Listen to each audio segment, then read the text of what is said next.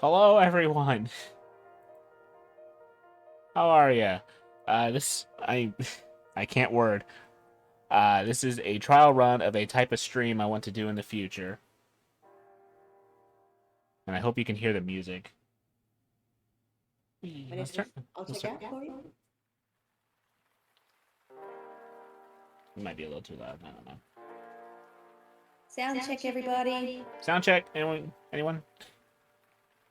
It's hard for me to hear it when I'm talking to you at the same time. Oh, yeah, no. Oh, No. yes, I can hear it. There we go. Okay. All right, we got the music. All right. Yep. So this idea started. Well, this idea has been in my head for a long time. But this particular stream started because of a stream I had 2 weeks ago, I think, where I was talking about a D&D race that I was working on and was getting a little too into the history of it. And someone suggested I should just do a writing talk and suggested Rainey, the ever lovely Rainey, here as a guest. Yay! And she so very kindly agreed. So I have experience, that's why. you have experience because you've done this kind of thing before, and this is one of my passions because I love writing. Yay, writing. I feel like I'm not prepared enough for this, and maybe next time I should do a podcast instead of a stream, but, I don't know. It's not any easier doing it as a podcast, I can assure you. It's probably not, but at least I don't have to set up all the visual stuff because I don't have any visuals set up for this. Alright, shall we get started? Yeah, hold on. Apparently you're echoing a bit, so I need to turn the TV down a bit. Oh, okay. It's not on you. It's because I don't wear headphones when I stream because otherwise everything's too quiet. Ah, I see. I have sensitive ears. All right, let's get started about this. Rule number 1. No, we're not doing it that way. God, can you imagine? All right, this is actually a lecture. There will be a test. Oh no, no. And I'm not any more prepared for it than you are. I left school so I don't have to do them anymore. Mood. Big mood. Tester joke. Anyways, I'm gonna pull up my bulleted point list. Which, alright. Let's begin this nonsense. Yeah, what's up first? You'll talk first? Or No, what's up first? What's up first? What's up first? What's up first is obviously the beginning. When you are writing, you kind of need to know where you're writing. Like, basically, you gotta start with a setting.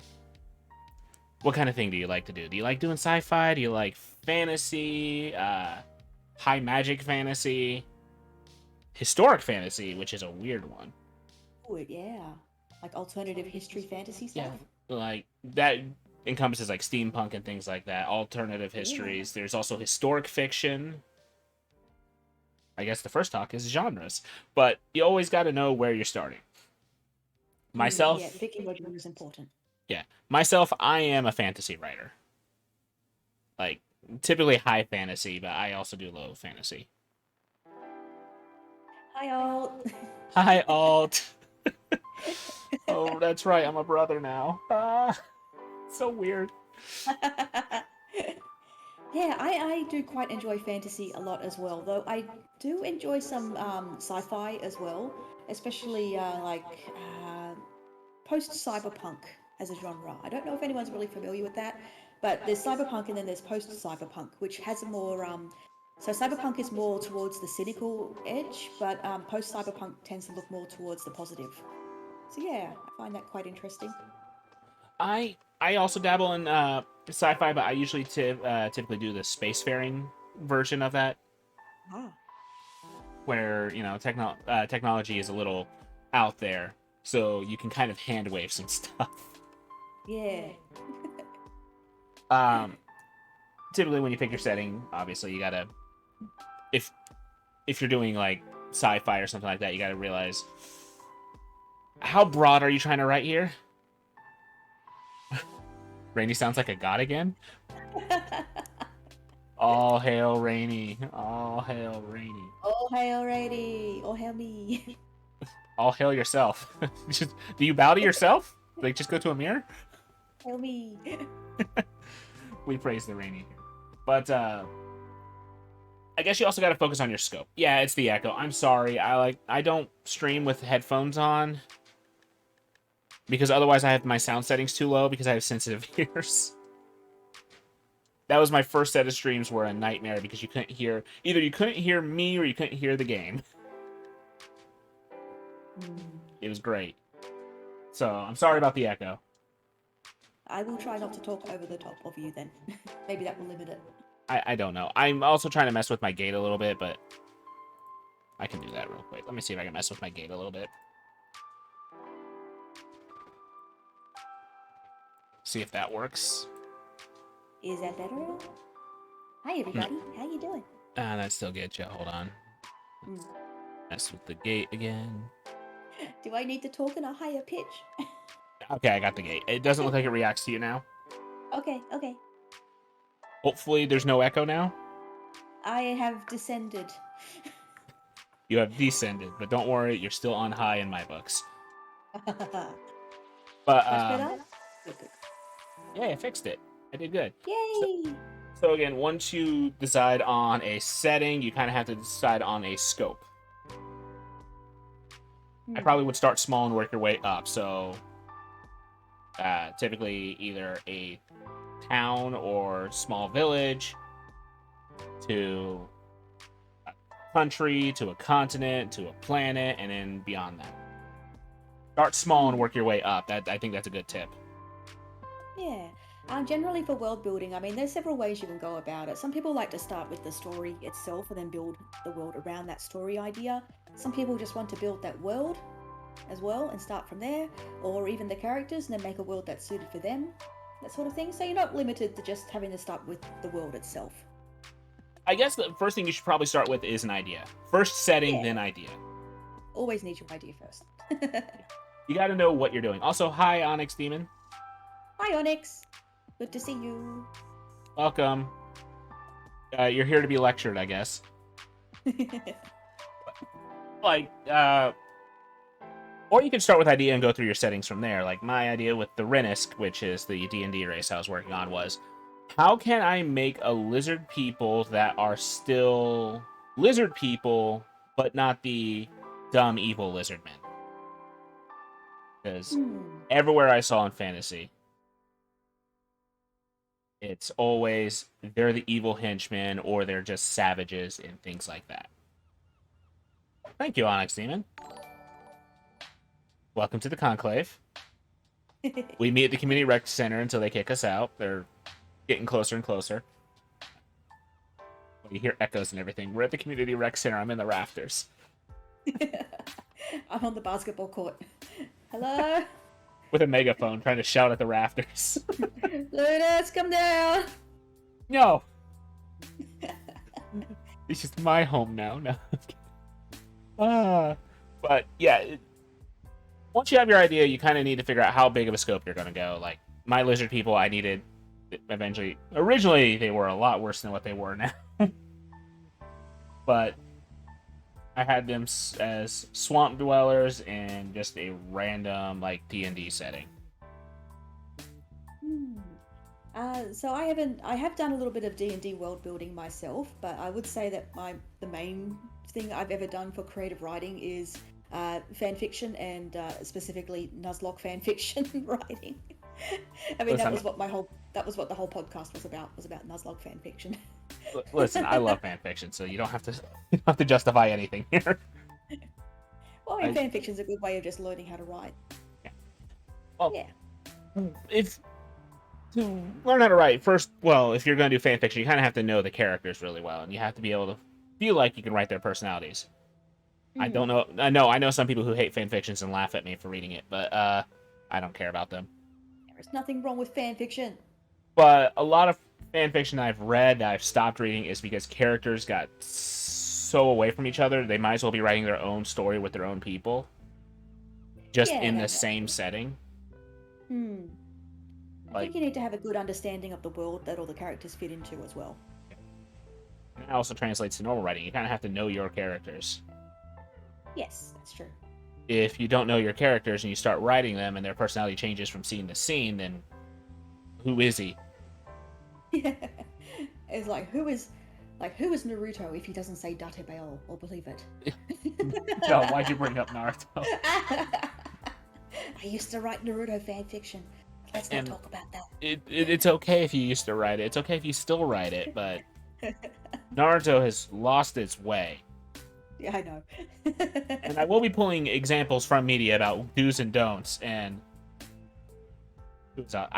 I have not watched that one actually. Who is Asta without you screaming? But Naruto's a good example of what not to do with power scaling, but we'll get with power scaling later. That's a different. Yes. But with the origins, again, you have to know your scope, you have to know your idea, and no, not scaling. Well, power scaling is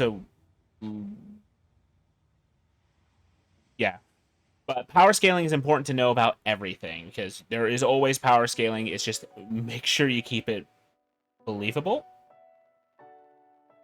And if you're going to fight God, make sure it's the last thing you do. Don't kill God and start continuing the story, because then what do? I'm going to be all over the place today, it seems. Shall we get back to our bullet points then? Yeah, going back to the bullet points about the origins. Okay. You got to have your idea. You got to have your setting. You got to have your scale. And then to go a little deeper in the world building, you kind of want to have a little bit of history for the world. Like, you don't have to have the history fleshed out, but you have to have, like, notable events. Yeah. So things that are mostly relevant to your characters, I suppose, are relevant to the plot that's going to happen. So there's no point knowing about what some person did like 100 years ago in a completely unrelated country, that sort of thing. But maybe like someone who did something big that affected the world on a larger scale and continues to affect people today, that sort of thing. I think that's important. So compared to a small event, then you compare things like a world war, that sort of thing that happens. I mean, And that's a lot, yeah. that actually brings me to a good story that does like a history thing is the Dragonlance Chronicles. If anyone's ever read the Dragonlance Chronicles, throughout the first 3 books, they always reference this 2 historic events: the shining example of what a paladin is, or a knight, because paladins aren't real, and a thing that they keep calling the cataclysm, but they never explain it. But what you feel the effects of the cataclysm always. Like, anytime anyone references the cataclysm, they say, oh, this country got wiped out and the gods disappeared. So, it's a big event, but no one ever goes into detail about what happened until later when it becomes even more relevant. That's a little bit familiar because I did a let me tell you about my Nuzlocke. Oh boy. Oh boy, okay. So the whole premise of it was, remember in like the original games, Lieutenant Surge talked about being in a war? Yes. So I was like, yes, I will make that the basis of my fan fiction. So the basis was there was a Kanto basically got attacked by all the legendaries, which are the gods in that world. Nobody knows why they did it, but eventually the people were able to capture some of the gods, and notable heroes came out of that war. So yeah, it created a whole kind of like an apocalyptic scenario, but at the same time, it also disrupted religious systems all over the world, that sort of thing. I feel like I need to find your writing sometime. Because that is a neat thing. That's also something you want to do for history. You don't have to go super detailed into history. You can just leave it vague. Yeah. I mean, some people don't know the reasons why people did things. I mean, we know a lot about, like, for instance, Aztec culture, that sort of thing. And at the same time, we don't know a lot of the reasons behind what they did. Yeah, but we know it existed, and it did have wide-reaching implications for those in the nations and those that continue to... Right, and we're still discovering stuff about the Romans. Yes, exactly. No one knows the full history of your world, except God. But yeah, I mean, it's not like we can go up and ask God, "Hey, what happened here?" And even then, isn't it interesting if God didn't know everything? Yeah, that would be interesting. That's another thing to have about your world is their theology, their religion, what gods and goddesses live in your world. What is your higher Hmm. power? Yeah, I think especially gods and goddesses, that sort of thing, is very interesting for D&D, especially, Right. because yeah, the system, the world system with the magic and everything in D&D is very dependent on religion as well. Considering you've got like clerics and paladins. Right. Well, I mean, paladins also get power from their convictions. They've Hmm. changed D&D lately. In 5e, they Yeah, don't yeah, really true. worship gods. They swear an oath, and the oath is where they get their power. Yeah. Of course, they can always put that to a religious order as well. But yeah, R- there's heaps of different reasons for it. Right. And you also got to realize how big of a pantheon you want, like Hmm. who governs what. Like when I write, my worlds, I have four. Four is the number of power in all of this, so there's four gods. Hmm. I can name them all, but we can worry about that later. But each god governs a different aspect of their life. Yeah, I think. there's also a lot of godly archetypes you can look up for inspiration. So Right. yeah, I showed you that document, didn't I, about the one that I was working on? Yes, you did show me your document about Yeah, you took inspiration from a flower. yeah, from nature, that sort of thing. So my god system is based around the features of a tree, and all the gods look over one aspect of a tree, so like leaves, roots, that sort of thing, and where they exist also influences what domain they rule over. Yeah, And and that means the philosophy of a lot of the people in the world is based around that of nature. yeah, that's another thing I realize is about their gods. Who they worship will also determine how society is built. Yeah. So Like what's you. regarded as like moral systems, that sort of thing. Right. So let's say you have a society that worships a war god. They'll be very confrontational and out for blood a lot. But I think the Maui in real life, the Maui warriors, Hmm. they were a very warlike Um, civilization. yeah, they had a lot of rules regarding confrontation with other members of like other groups, that sort of thing. They had a huge, complicated system around that, I think. Onyx Demon, you had a god of trade whose name was Grandma. I mean, in D&D, there is the accidental god, and I like him. Yeah. He's the god of travelers and adventurers, and of gambling. And that's how, I don't know, we're in dungeons. Like, my my society, the Rennis, are a clan-like dwelling who worships one of four gods. So depending on what god they worship, it will be, centered around their society. Like if they worship the god of battle, Tusanto, they'll be more in line of making weapons of war and just antagonistic towards their neighbors. Where, hello, Wilhelm. Thank you for that. But maybe next time I do this, I should disable sound alerts. But I don't know. We'll worry about Funny. that later. But there's also the god of the dead, or the god of passage, is what he's called. So they are very like I won't say nihilistic, but they're not too tied to being alive, Hmm. kind of Oh, see thing. you on next. Oh, hi, Onyx Demon. It's more of death and life. It's all the same because they already know where they're going. Thanks, War Hmm. 2.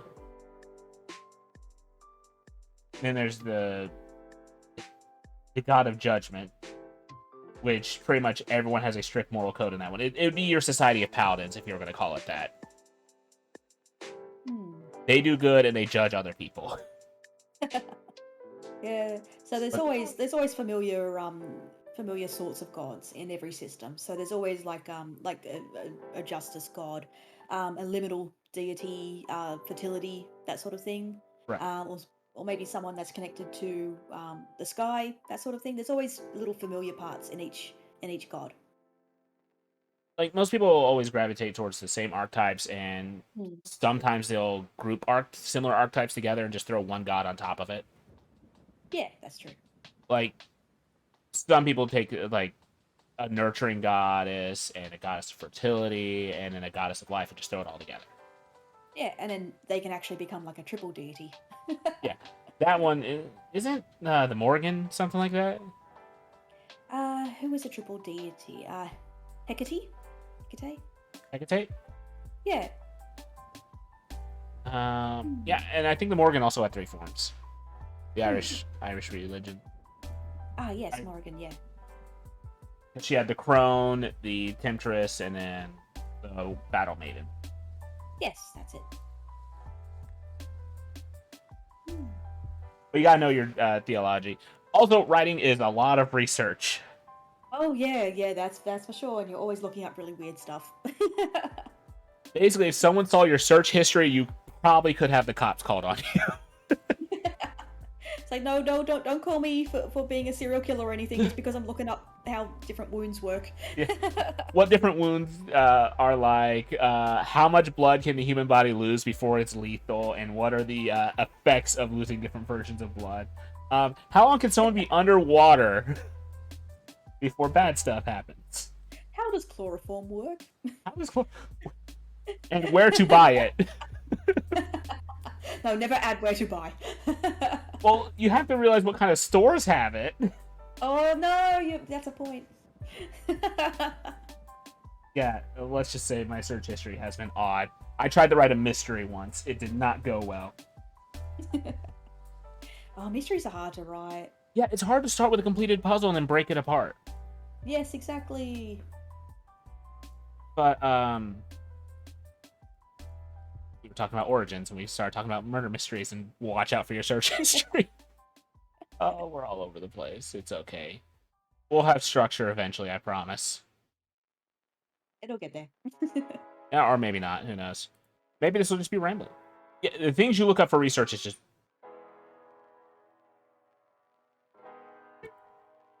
I am going to have to go shut Mira's door. Mira. You don't want to know what she just said. I hope it did not get picked up. No, think- I just heard general Mira noises. I think, well, yeah, Rainey, you would have been the one to hear it if it happened. Anyways, let's just say the YouTubers chat is very weird right now. I bet. Once you have your origin and you have your setting, I guess you should start working on your character after that, or characters, your important thing.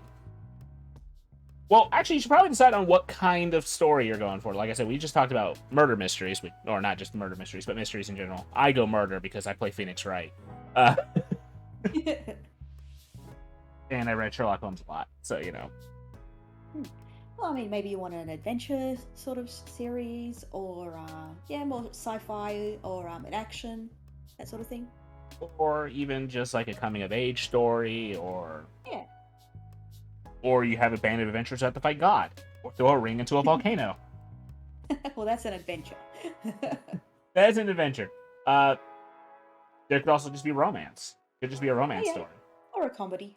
Or a comedy. Comedy stories are kind of hard because, you know, jokes eventually become dated. Yeah, well, the good thing about comedies is you can combine them with any other genre. Right. But you also can't go too hard into the comedy that becomes surreal. That's true. You got to keep it grounded within the world that you create. Yeah. And that's another important thing. You gotta keep it grounded in some state. Unless you're trying to make a surreal story, like The Hitchhiker's Guide to the Galaxy. Yeah, something more abstract. Remember, guys, if you want to fly, throw yourself at the ground and miss. That's how you fly. I'm a bird. I know what I'm talking about. I love that book, but...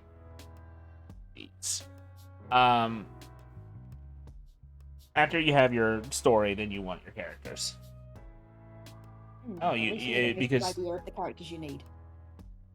Trust Birb, brother. I know what I'm talking about. I can fly. Landing's shaky. I have trouble enough walking.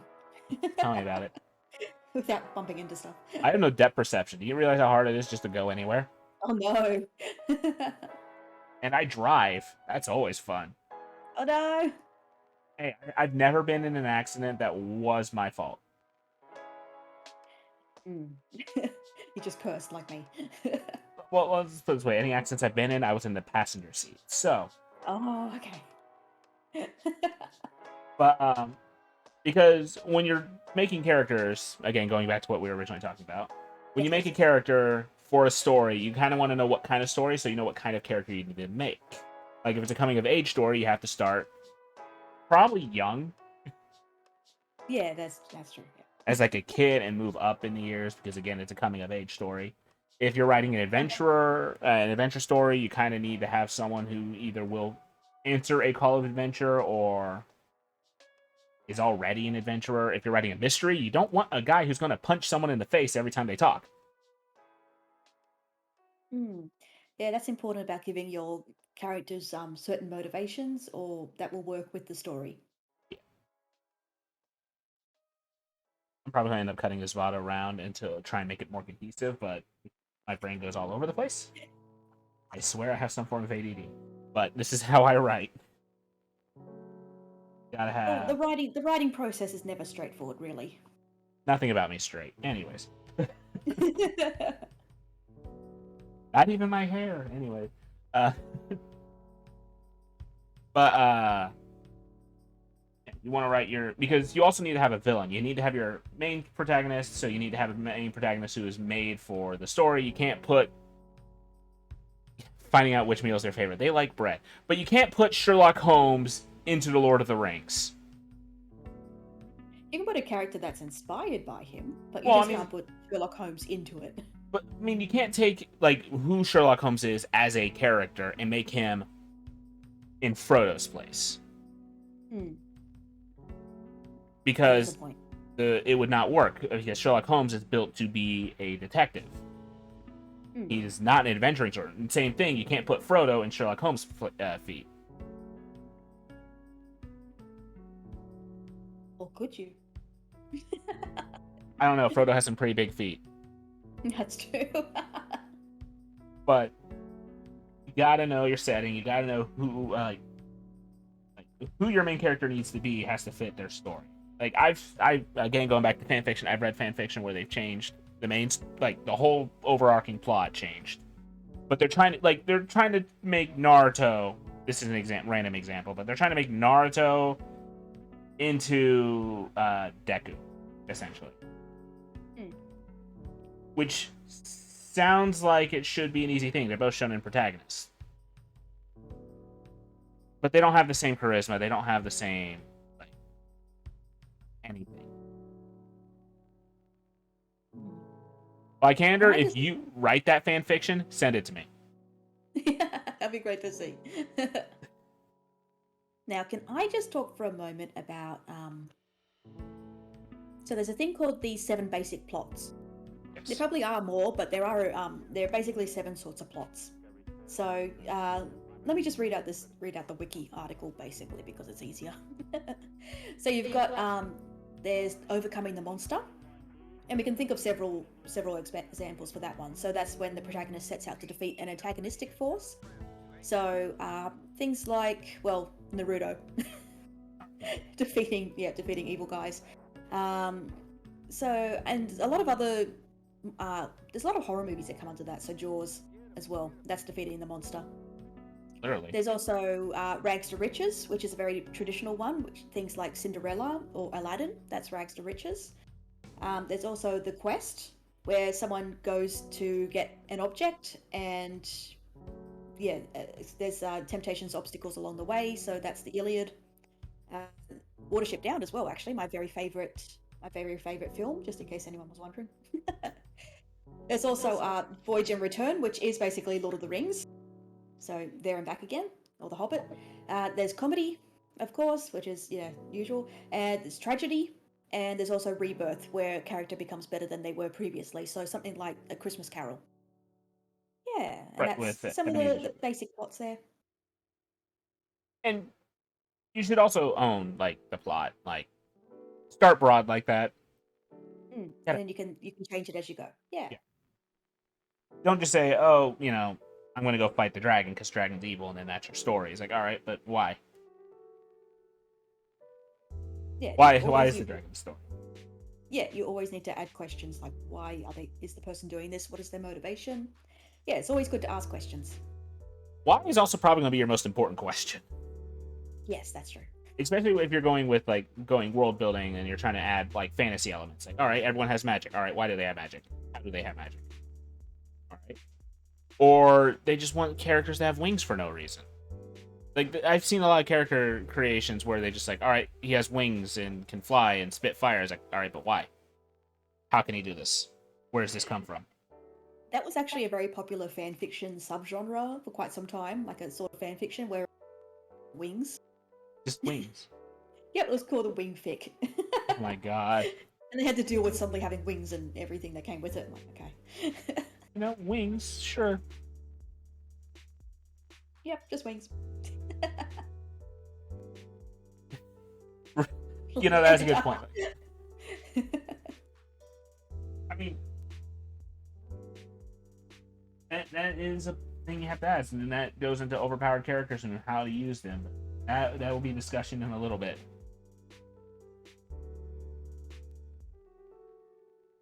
Another question to ask for. Definitely covered the next point with the asking questions. Yeah, asking questions. Always ask questions. Always ask why. Why do you do this? Why is this character doing this? Why is the bad guy the bad guy? Why is the adventurer going out and doing things? Why do any of this at all? Why not just stay home and have fun? Why did Frodo go on his adventure? Why did Jaws decide to eat all those people? Oh, that's simple. Jaws is a shark. Why did Jaws decide to follow the family to the Caribbean for their holiday in Jaws for the Revenge? But sharks don't have a concept of revenge. That's a question we'll never know. We'll never know. We also won't know how he knew that was the same family. Oh, it's implied that there's psychic powers involved. Oh, of course. Sharks have psychic powers now. No, I mean, the Brody family has psychic powers. Oh, the Brody family has psychic powers involving sharks? Yes. Mrs. Brody knows when there's a shark near. Oh my god. And that is why you always ask why, because why would you have this? And the answer is money. That's why they do it. It's for money. Just Yeah. because. I was like, if you're gonna add something in your story, ask why. Yes. Another thing to do is if you add something in your story, run the scene with that thing, and then remove that part, that thing you added, and run the scene again. If the scene can run just fine without that addition, it's probably not necessary. And as a writer, you kind of don't want to have a lot of unnecessary info. Yeah, I mean, this, for instance, when I was talking about my Nuzlocke before, nobody knows why the gods attacked, and it's not really a detail that anybody needs to know because it's beyond their understanding, I I'm suppose. going to find your Nuzlocke. I want you to I don't know know if you'll be able to find it anymore. I don't know. I still remember The site had a big swap over to a new forum. So I got deleted. No. So I might have. Oopsie. I liked a lot of those. But yeah, always if you're gonna add something, make sure it's needed, because a lot of people won't sit there and read 4 paragraphs to get through one scene or one set of dialogue or whatever. Info dumping, they call that. Don't do info dumping. Never ever info dump. Robert Jordan, one of my favorite writers of all time. I love The Wheel of Time. It is probably my favorite book series, and that's why I'm also sad about what Amazon has done to it. Heard so much. But his books, his beginning books, are super dry. He spent 3 pages describing the weather. Oh no. Yeah. He got better. He got better, but it was 3 pages to describe it's autumn.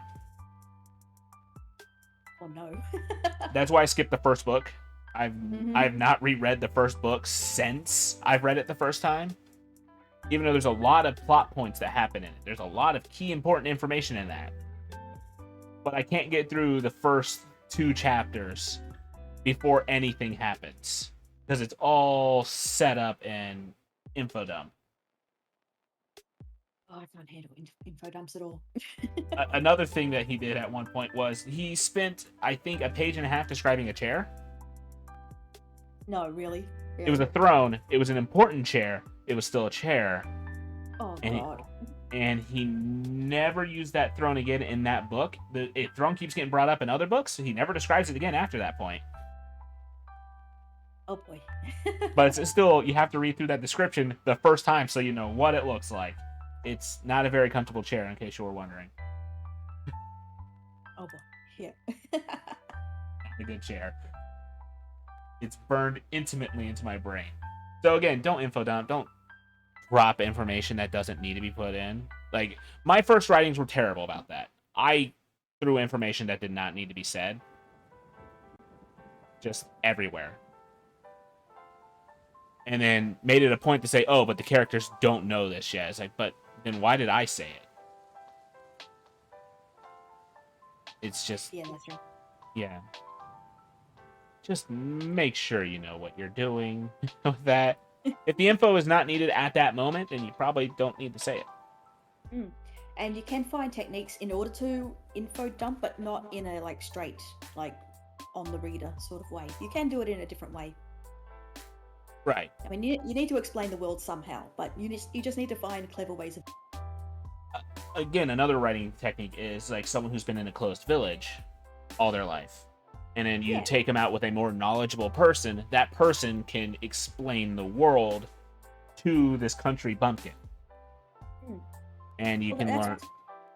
Yeah. Well, that's why I think isekai stories are so popular as a writing technique, because it involves bringing someone completely new into a world, so things are explained to them a lot more easily than they would someone that's already living there. There's also a trope that really helps. It's called the Watson, because Sherlock always like explains his thought processes to Watson, even though he already did the thing. He already found the bad guy. He already solved the mystery. But Watson's like, "Oh, but how did you do that, Sherlock?" And then you can get an info dump that way. Let me explain how. Elementary. It's a way to dump the info without telling the audience you're too stupid for not realizing this. Yeah, like, I didn't bring up this detail in order not to ruin the plot straight away. Also, if you're going to do a mystery, don't hide details like that, because part of the fun of a mystery is discovering, like, seeing how all the information connects together. Yeah, you don't want stuff to come out of nowhere. But I found this drop of blood that was never explained anywhere else on his shoes. Like, all right, but how are we supposed to know that? Yeah, we didn't see it. Another one of my favorite things that are mysteries is I like Case Closed, the anime, or as it's also known as Detective Conan. If you have not watched it, I do recommend it. It's an episodic thing, but it's always it's a guy who got turned into a kid, and he has to try and solve cases without exposing the fact that it's him solving the cases. So the guys who turned him into a kid will come back and finish the job that they tried to do. Mm. But Meanwhile, I like Murder, She Wrote. Murder, She Wrote. I have not. I don't know that one. What, you've never seen Murder, She Wrote? Oh my god. Is that a movie? No, it's a very long-running TV show with Angela Lansbury. You're saying names that go right over my... Mrs. Teapot from Beauty and the Beast. What, really? Yes, she had a long-running murder mystery show where she was a writer, and the place that she lived was a tiny town that had the highest murder count. Jeez. I guess I need to watch this. I need to introduce you to Murder, She Wrote. I already have someone else already dragging me to watch something. I'm gonna have to watch The Witcher with this girl. I'll give you a YouTube channel where this girl does summaries of it. I just need more free time is what I need. All right, I gotta quit my job, everyone. I'm not actually gonna quit my job. Disclaimer, I am joking. Please don't quit your job. My housemate would kill me. She would too. But I just wish I had more free. But right, we were talking about always ask why. Why? Why is this? Why is that? Who are you? Who am I? If you can't think of a logical reason on why your guy, if you're writing an adventure story, is going to answer the call to adventure, might need to scrap your original thought. Yeah, you I've need to had have characters that will say yes. it's the same, and this also applies to D&D characters. This is also important. Yes, that's very important. If you're these helps with writing, and these tips can also help with D&D. So it's twofold, but writing also can help with D&D in general. Yeah, that's true. I mean, you can't, especially for D&D, you can't make a character and won't get along with other people. They need to have some semblance of being able to work in a team. Well, not even just that. They have to have a reason to stick together. Yeah. And you can't just hand forces like, oh, we met in this tavern and we fought together. All right, we must stick together. It's like, why? Like, Nobody you gotta wants to play with a difficult character. You gotta have a character. Like, some characters could have ties to each other, like, oh, they're brother and sister, or they're friends, or things like that. Or they just recently did a job together. They're both hired hands. Something like that. Like, my most recent D&D campaign that has been put on pause indefinitely, where I was the DM, we had a rich noble and his indentured servant who cannot leave the noble. So that's why those two are always together. Yeah, that's a good reason. And then you had two people from the same god order. So they're kind of like forced. Being forced together also has, yeah, that can be fun. I mean, you don't have to force it, but you also don't want to have you don't want to have the DM say, all right, you guys are working together because you work together. Yeah. I have read a horror story of every character in the party trying to be the edgy loner. So when the tavern scene set up, they were all sitting in separate corners, except for the fifth guy, who was in a different room because he had no corner to sit in. Yeah. You can't sit in the corner because everybody else is already in the corner. Yeah, I want to go sit by myself in the corner. You can't. There's only 4 corners in this room. All right, then I'm going to be upstairs. So that campaign did not go anywhere. I imagine not. It was 5 people trying to out-edge each other. I need to read this story now. I gotta find it again. It was just... If you ever find it, then send it to me. If I ever find it, I definitely will. But whether in D&D... And that also helps if you're writing a group of adventurers in a story. Yeah. Make sure they have a reason to stick to each other. Also, don't make the party too big. Like, that's what happened with the Lord of the Rings. The party was getting a little too big, so they got fractured. Yeah, and it got a bit difficult to follow everybody and what they were doing. And that really happened in the Wheel of Time. It started off with 3 main characters, and then they each got their own group of people, and they were trying to stick together for a little while. Oh, that sounds like a nightmare. Like, you had the 3 main characters, Rand, Matt, and Perrin. Perrin had a woman who was trying to chase him, a gang of wolves, actual wolves, and a retainer. That's not that big. But then you also have Matt, who has his own military company with lieutenants. Mm-hmm. And then Rand, who is a king in 2 different countries, has 4 different love interests. Oh no! And retainers and an entourage and someone trying to, someone who was evil but has been forced to work for the good. And just, that's too many people all in one spot. That's just way too many people. That also leads to a problem because this is a long-running series. When they did Fracture, there was a whole book where Rand, who is the main character, was not even mentioned. Oh no. Yeah. That's sad. He had no point of view, he had no name drops, nothing. He just did not exist for a whole book. So, that's another thing. Keep the amount of characters that you need and cut off the rest. You can have background characters, you can have secondary characters, but the main characters who you're going to be seeing a lot, I think a good number is 4. 4 is a good number, but you can also like do 5 or so. You can push it to 5 or 6 depending on the dynamic of the characters. So, for instance, in Power Rangers, I guess that's the simplest example, you've got the 5 Rangers, and maybe you'll have a 6th one as well, but they all have different roles and relationships with each other, so it keeps it interesting. Right. If 2 people serve the same role, you don't need both of them. Mm. Very important. There is an archetype thing for that, but I can't remember what it is right now. Oh god, it is. I know what you're talking about. It's because it's like the Lancer and things like that. Yeah, that's what I was thinking. That's what you're talking about. I know. I knew you were talking about. Yeah, But 5-man band. So you the got like 5. the hero, the smart guy, the lancer, the big guy. There's always a girl, that sort of thing, or the heart. Yeah. Yeah, Also, don't make one of your characters just the girl. yeah, that's never good. That's one thing.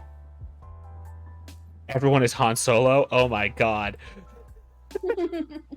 Everyone is Han Solo. I mean, you could also have it so it's just like they're all heavily one concept, and together they would make one functional person. If they were all one, like combined together, they'd be one whole person. But you kind of just peeled them off and just kind of like, I don't know the word for exasperated. Exaggerated. That's the word. You exaggerated one point about them. But that doesn't really work in adventure. That's more of a comedy kind of thing. Or a children's story. Young adult book. That could work. You take one thing about them and you kind of exaggerate it, and then together they would make one functional human individual. I'm not even a functional human individual, so this is kind of a weird concept for me. Together we make one brain cell. I don't have it right now. Mira took it, and I've seen what she's using it for. The memes. The memes. Also, going back to writing about characters, let's talk about your writing about your big bad. This is not even on my bullet point, but this is also important to me. Yes, antagonists.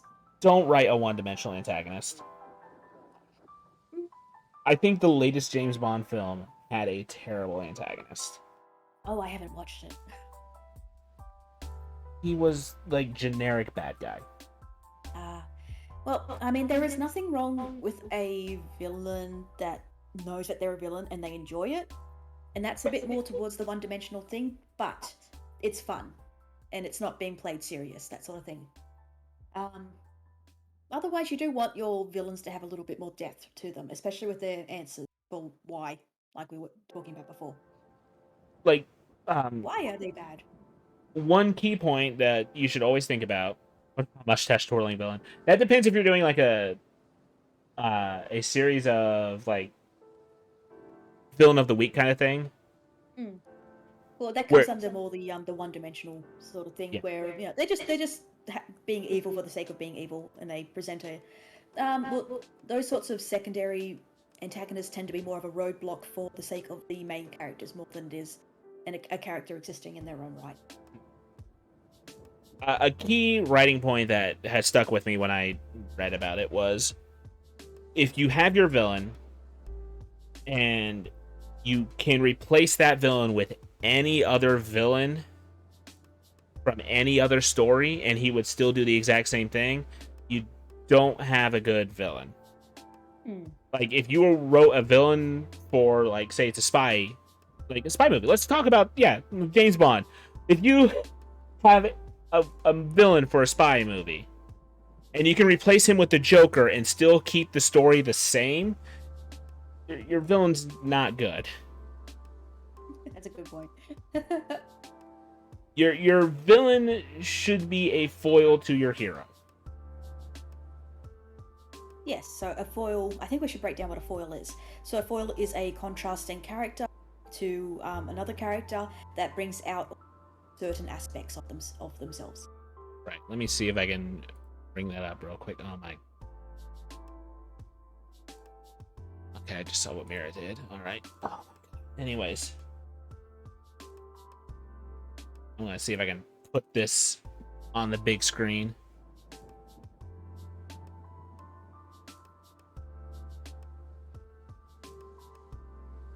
I need a new word pad. Boom. And then I need to zoom in. Enhance. Enhance.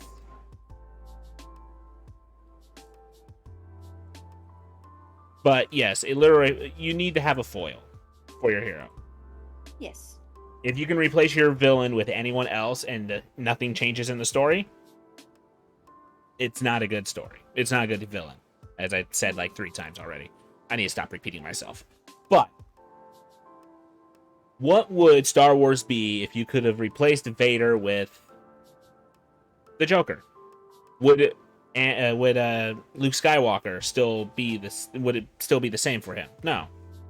No, of course not. Because A there lot wouldn't of be his- any personal aspect to it. Yeah, a lot of his conflict came because Vader is Vader.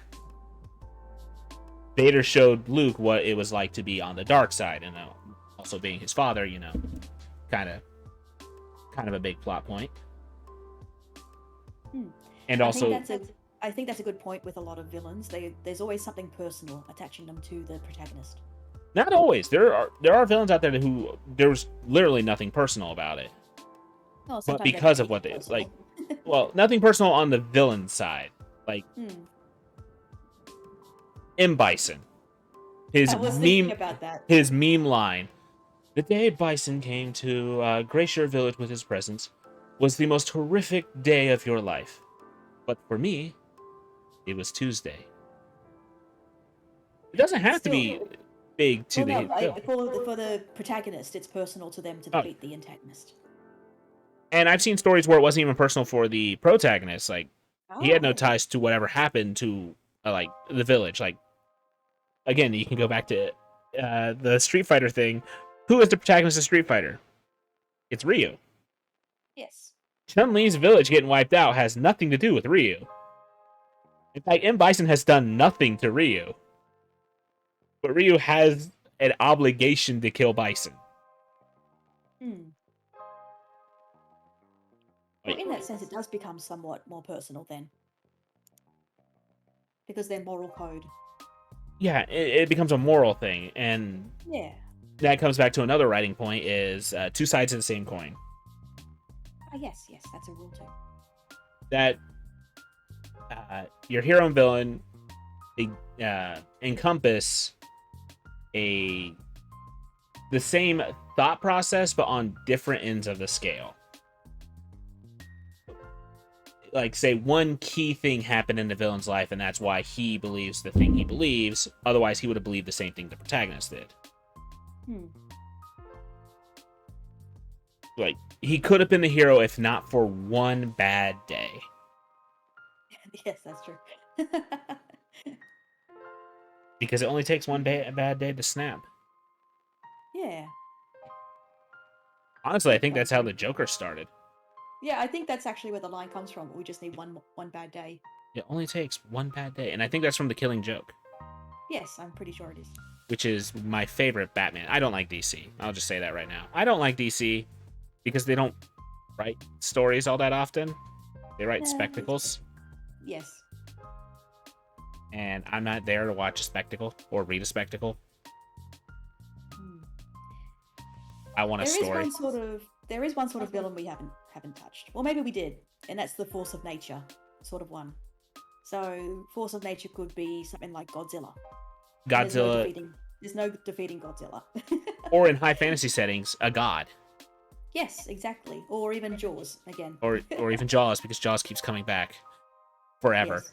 Yes. But just in terms of the first movie, though, like because of their impact, people try to defeat them, even though there's nothing absolutely like they're completely separate, but they have nothing personal against the protagonist, but they exist and they're dangerous. Yeah, a lot of the time they don't even have the higher brain function to make it personal. Like Godzilla or Jaws are literal forces of nature; they're animals.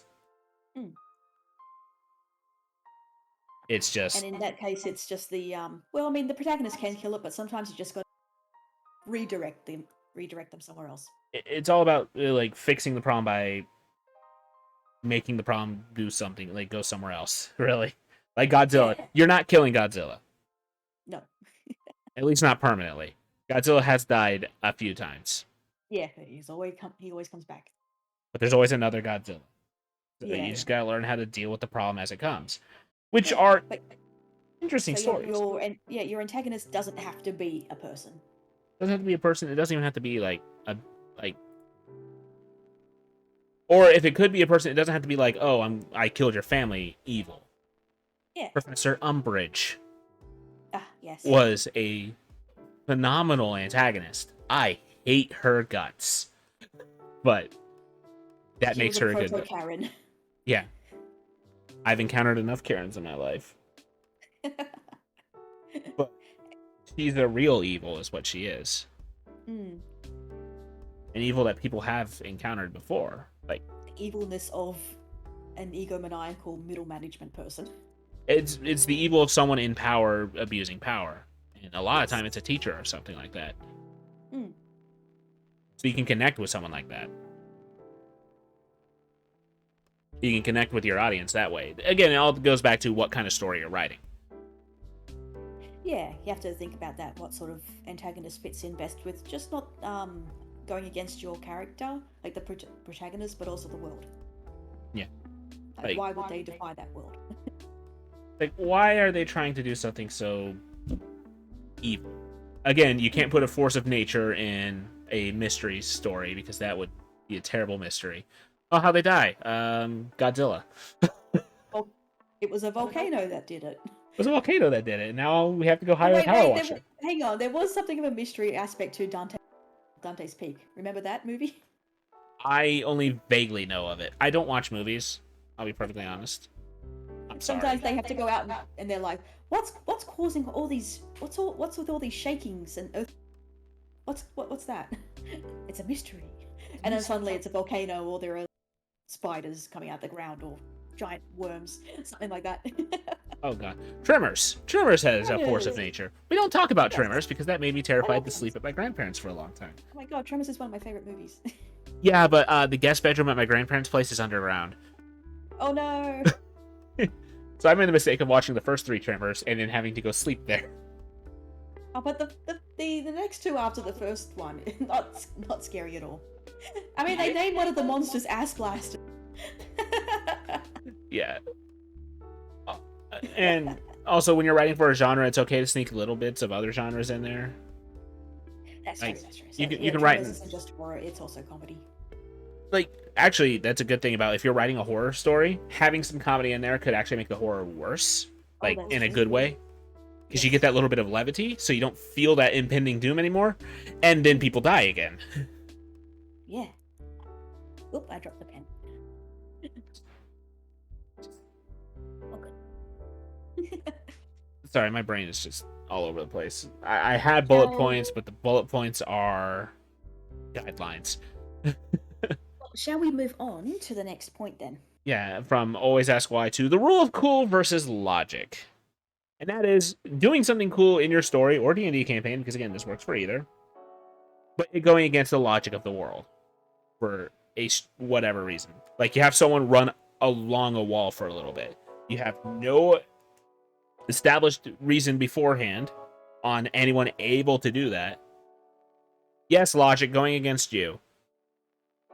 Logic isn't always a good thing.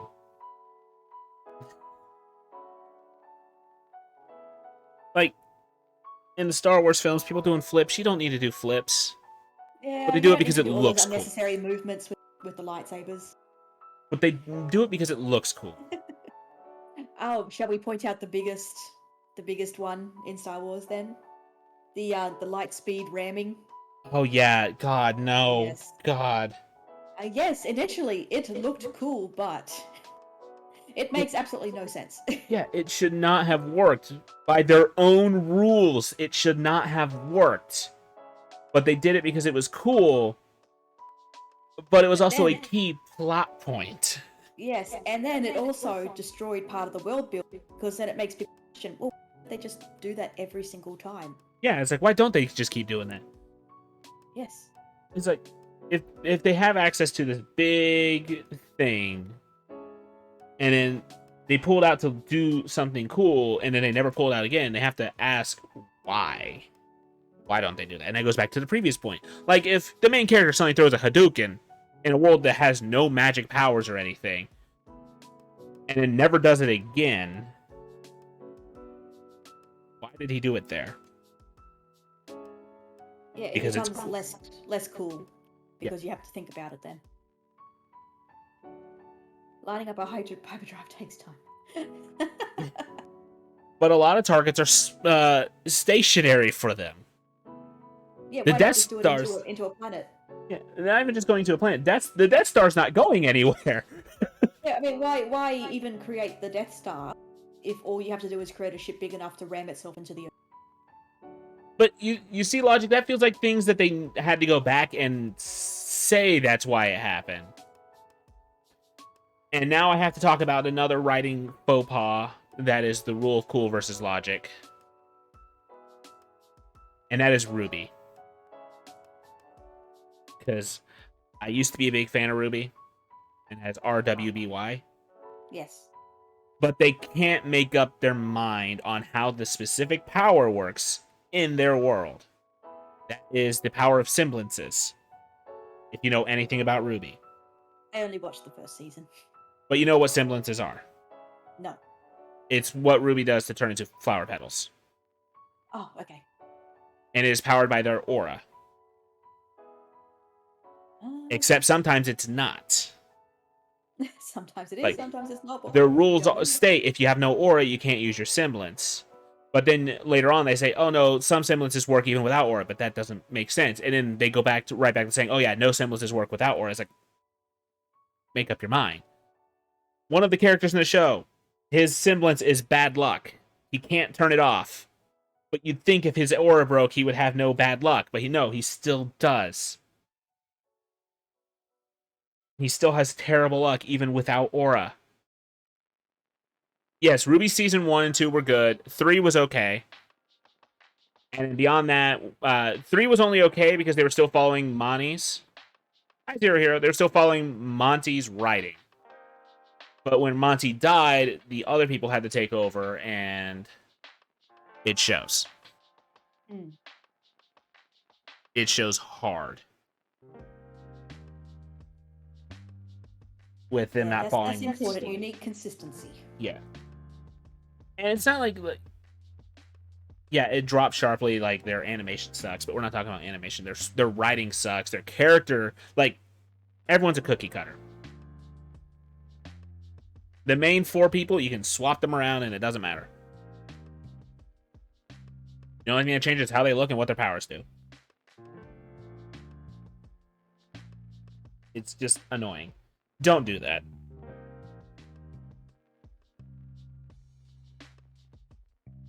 Yeah, I'm not gonna get you like big into talking about that because this is a writing talk. Maybe I'll trash the Ruby series some other time on a different stream. I'm gonna finish watching it because I watched 7 seasons of it, 8 seasons. I don't know. I'm kind of invested at this point to see how far apart it's gonna fall.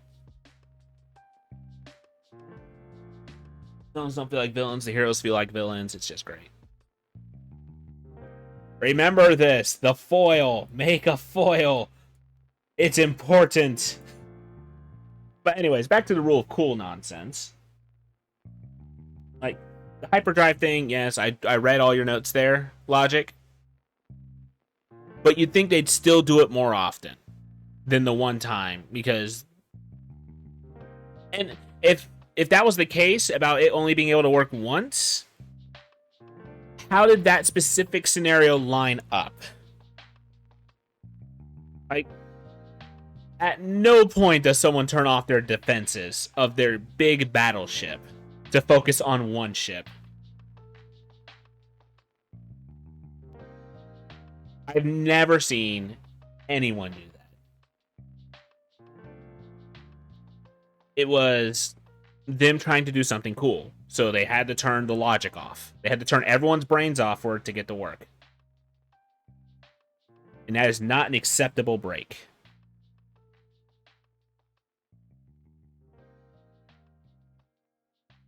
Like, again, I'm going to talk about the Wheel of Time. Yes, go for it. A moment that was a rule of cool was at one point Rand is fighting who he thinks is the big evil. It's not. Spoilers. Because it only happened in the third book, and there's 13 or 14 books. Oh god. And during their fight, for whatever reason, their fight is broadcasted into the sky. So everyone sees two magical people in a sword fight. Never really explained how that happened. It was cool. And then they moved on because they just said, oh, it was power. But it didn't change the fundamental story, because them being broadcast into the sky did not change the fact that they were still just fighting swords, sword to sword. But it was cool. It was epic. Armies were seeing this fight, and then it never happened again.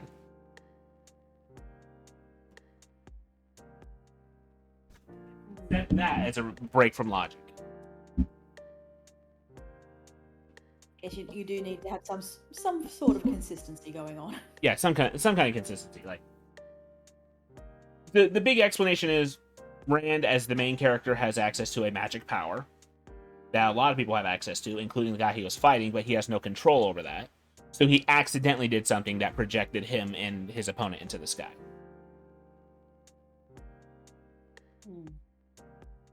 They put a reason in there 2 books later. Oh, well, that's a bit too late then. Yeah. Well, to be fair, it happened at the end of the 3rd book. He was not in the 4th book because, again, I told you, he just doesn't show up sometimes. And when he showed up again in the 5th book, they gave it a reason. Yeah. How about we go back and address a bit more about the rule of cool in general? The rule of cool. I mean, you've got a note here on where to draw the line. I think it's fine to break that logic sometimes, but as long as it doesn't make people question the entire world building later on. Exactly. You can't have someone pull out magic in a non-magic world for no reason. Yes. And then never pull that magic out again. Yeah. And I think it's fine as long as you've got that setting that allows for bargain. Eventually the robots get so big they've overtaken, like the galaxies themselves, and everyone's like, yeah, that's cool. And that's totally fine, because that's the sort of series. But you wouldn't have that sort of thing happening in just like a normal, like, out of nowhere sort of thing, just like pulling out the magic. Yeah. And never again. Again, pulling out magic never again. You need to create an appropriate setting. Yeah. Gurren Lagann, anything can happen in Gurren Lagann, honestly. Yes, that's true. Combine! It's not like you would ever see giant robots suddenly appear. Yeah, it's ridiculous. I think I lost you for a second there, Rainey. Oh. I hope I didn't. Did I cut out there? Hello? You cut out a tiny bit, but I think we're back. Ah, yeah. Okay.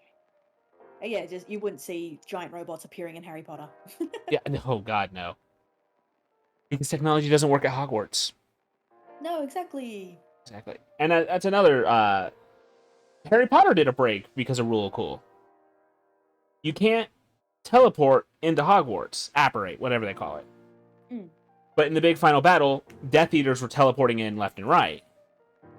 Yeah. Did they explain that? Did they break the spell for that? I don't know. It's been a hot minute. I don't think they ever really explained it, because no, I don't think they ever explained why, like, what exactly causes that, or if it's a spell that's bound to the place, or it's part of an object or something, or no, they did tell about the zone. They did say that it was powerful enough that in order to do the practice apparition, they had to put a spell in the Great Hall so people could practice in it. But it doesn't make sense during the final battle, but everyone kind of just hand waves it because it's like, oh, it's cool. Yeah, that's true. that's kind of acceptable in breaking that in a way, because it's a very minor thing, which has like a possible explanation. And yeah, because we're not anywhere near Hogwarts for the entire book. Yeah. Because we're following Harry. So who knows what happened at Hogwarts at that point? That's owned by Voldemort. Exactly. Oh no, I said his name. Must not be named. He who shall not be named. Oh no. And then I die. Vada Kedavra. Hmm. Well, I guess that comes under the acceptable breaks in logic. Yeah, that But would be an then, acceptable break in logic. That's a place to draw the line. yes. So yeah, I Unlike, don't agree. I don't agree with the Star Wars ramming at light speed thing I at all. don't think I ever will, Hmm. fortunately. But that whole entire trilogy just had problems in general. Yeah, again, they had writing issues the whole Yeah, the third set. No, because they had to change writers partway through. exactly. And then And then the they, second writer was like, "Oh, I don't like any of this. Let's just change everything that's exactly. Because not everything that." I remember one thing they were talking about was, who were Rey's parents, and it turns out they weren't important. It was the But the grandfather that was important. Yeah, but the first writer was always like, "Oh yeah, they're going to be some big reveal. It's going to be very important." And then the second writer's like, no, they weren't that important." But then they And then he realized gets the fans observed in the forget, third. Yeah. and then the fans were getting disappointed. So I was like, "Oh, but wait, the grandfather. Ah, yes." Yeah, because the themes of Star Wars have always been about a bit about like family, those sorts of ties, exactly why these people are important. And suddenly having someone come out of nowhere and being told, "No, but you're a nobody," it's kind of weird.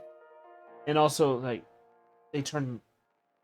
This is going to go into the overpowered characters thing, but don't write a Mary Sue, and that's what No, Rey no, is. nobody wants to. No one Am likes I a Mary cutting out Sue. You're cutting out, and I don't know why. on it? I'm worried about it. I'm gonna put my see if that doesn't. Move things around. All right, All right. but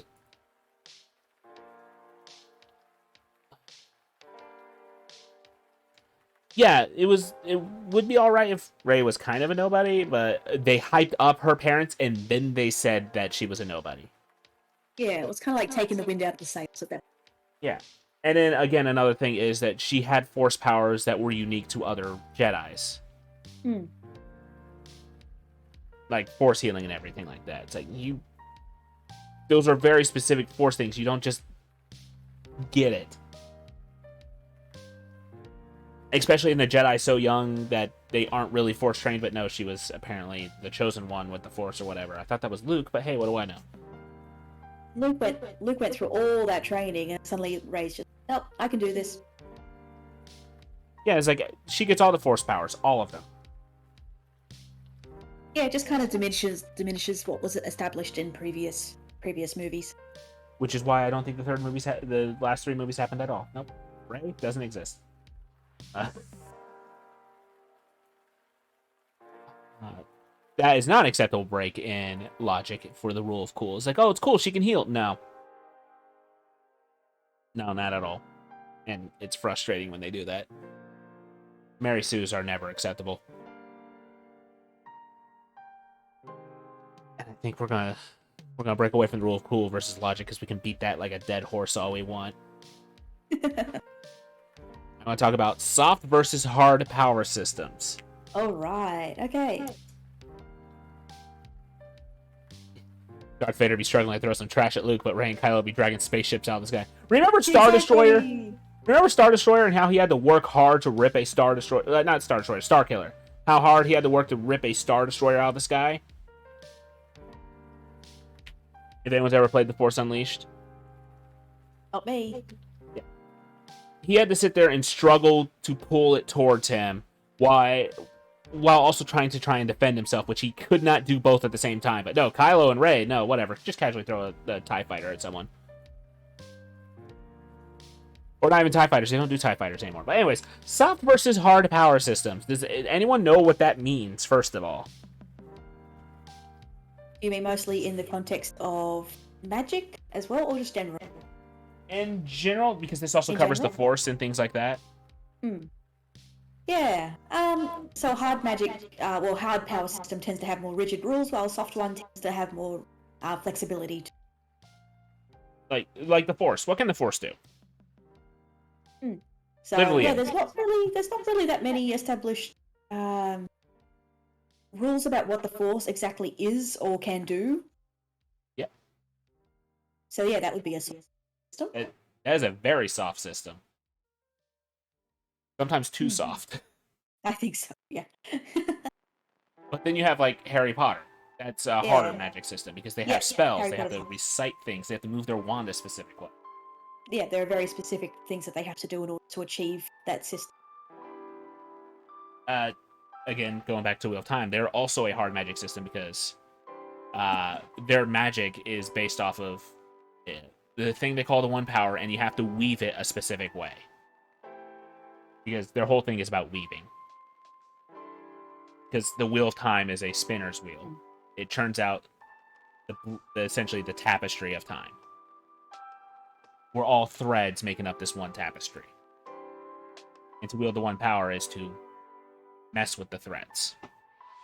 But you can only do it in specific ways. You can't just say, oh, I have the one power, and then I'm just going to casually erase someone from time or whatever. I have to weave this a specific way, and I make fire. And it's exhausting, but I made fire. That's another example. You know what's a soft power system? So something like JoJo or One Piece would be soft. Yeah, that would also be soft. Yes, very soft. What does a stand do? I don't think anyone understands what a stand is anymore. Yeah, like what the heck? Stands have different powers. They can mess with time, space, or people's brains, or whatever. Or yeah, Or and also, it's like why can this stand do this thing, which is kind of outside their concept? So I've been watching Diamond is Unbreakable at the moment, and so Red Hot Chili Pepper can drag people's souls into the electrical network. It's like it's meant to be an electric stand, but it can drag people's souls into the electricity. And you're like, what? have you met Beach Boy yet? No, not yet. I did watch all of What's Out of Stone Ocean, but I've still got a lot of JoJo to watch. I love JoJo. It's so great. I also love that. I love that their names are bands. I know. But And yeah. I always love that Savage Garden has got a song in one of the endings. But again, early on in JoJo, how stands were made, you had to get pierced with a specific arrow. Mm. And then stands just started popping up left and right after that for no reason whatsoever. I know in one of the seasons, there's a disc inside your head that gives you a stand, and there's a stand that specifically messes with it. That's Stone Ocean, and you do get a stand through being touched by the arrowhead, which does still exist. But yeah, otherwise there's a stand that can take out people's powers via CD and insert it into other people that are compatible. It's just so weird. Yeah. Nothing makes sense in JoJo's, and that's why it's so bizarre. But Same with One Piece. But, One Piece is just like Luffy. It's very rubber. Yeah, he's made of rubber, alright. What? How's that work? He ate a fruit. What? Yeah, he took a bite of gum. Dreaming, don't give it up. It's like, oh, there's a guy that can turn into fire. What? Yes. I mean, there's some very basic rules around it, but it's definitely not a hard power system. I was about to say something that was a spoiler, but I'm not going to. I don't know how far anyone is in One Piece, because One Piece is 1,000 episodes long now. Yes, it's so long. But there are many spoilers. Everything is a spoiler. We're not going to talk about spoilers, because I know some people like to watch, and some people are behind, like I am. I am very behind. We don't talk about how far behind I am. Jesus Christ. I think I'm on episode 500. God. So another example of a hard power system would be Avatar: Last Airbender. Yes, Avatar: Last Airbender, because they have to use martial arts to move their element, and they are stuck with their element. And they can, so the Avatar can go beyond that system a little bit as well, but it's still within established reason. Right. He doesn't just have access to it. He has to learn. Yeah. Like, he still has to do the martial art part. And oh my god. But it's just, and there's some loose moments in it, like blood bending. I guess it's still technically water, but it's blood. So yeah, there's still connection to the original within it. Yeah, it's a very. You spoiled me on how far I am through things. I'm sorry. I'm 500 episodes into One Piece. I know, I'm joking too. But you also, when you're designing a power system, you have to decide, like, do you want a hard or soft system, like how along the scale you are, and then you gotta realize what that's going to do to your story. Like, D&D has hard magic. in a soft system essentially. It's Oh, yeah, that's weird true. because you have to spend resources to use your things, but there's a lot you can do with those spells. Like Wish. What can you do with Wish? Well, let's find out. What does the DM allow? Now, Brandon Sanderson has a pretty good rule for magic. I just had to look it up and remember exactly what it was. And it was an author's ability to solve conflict with magic is directly proportional to how well the reader understands the magic. Yeah, that's a good You rule for you have which system you want. you can't just like hand wave a thing happening by saying magic, because then every problem can be hand waved magic, Exactly. and in the sense of conflict is gone. Hmm. You don't feel threatened. You don't feel like there's any real danger because the main character can just go wah and the problem solved. And if they never go wah problem solved, you have to ask yourself why. He did it once before, so why didn't he do it again? Or she. I say he because I default to he. Sorry. There are some strong badass females out there. Like Song of the Lioness. That's a good book. The young adult book, but it's a good one. Can't remember who The wrote one it. by Tamora Pierce? Yes, Tamora Pierce. I love Tamora Pierce. Yes. Tamora Pierce is a great She's writer. one of the first authors I got into as a kid. She's a great writer. Yeah. And almost all of her protagonists are female. Yes, I quite like the Circle of Magic series. It's pretty good. That's with the 4, right? Yes. Yeah, I love. And then eventually the circle opens up to more people. Yep. I would say that's more of a soft magic system, but there is I feel like there is a bit more rigidity to it as well. Yeah, it's still very soft though. Yeah. Because what they can do with their magic doesn't make any sense sometimes. Yeah. There's some rules to it, but the person who has metal magic is also immune to fire. So Yeah, it gives them like odd offshoots. Like if you need to work with metal, you need to work in high temperature places, so you've got some like resistance to fire. gosh, I can rock through a forest fire. Yeah.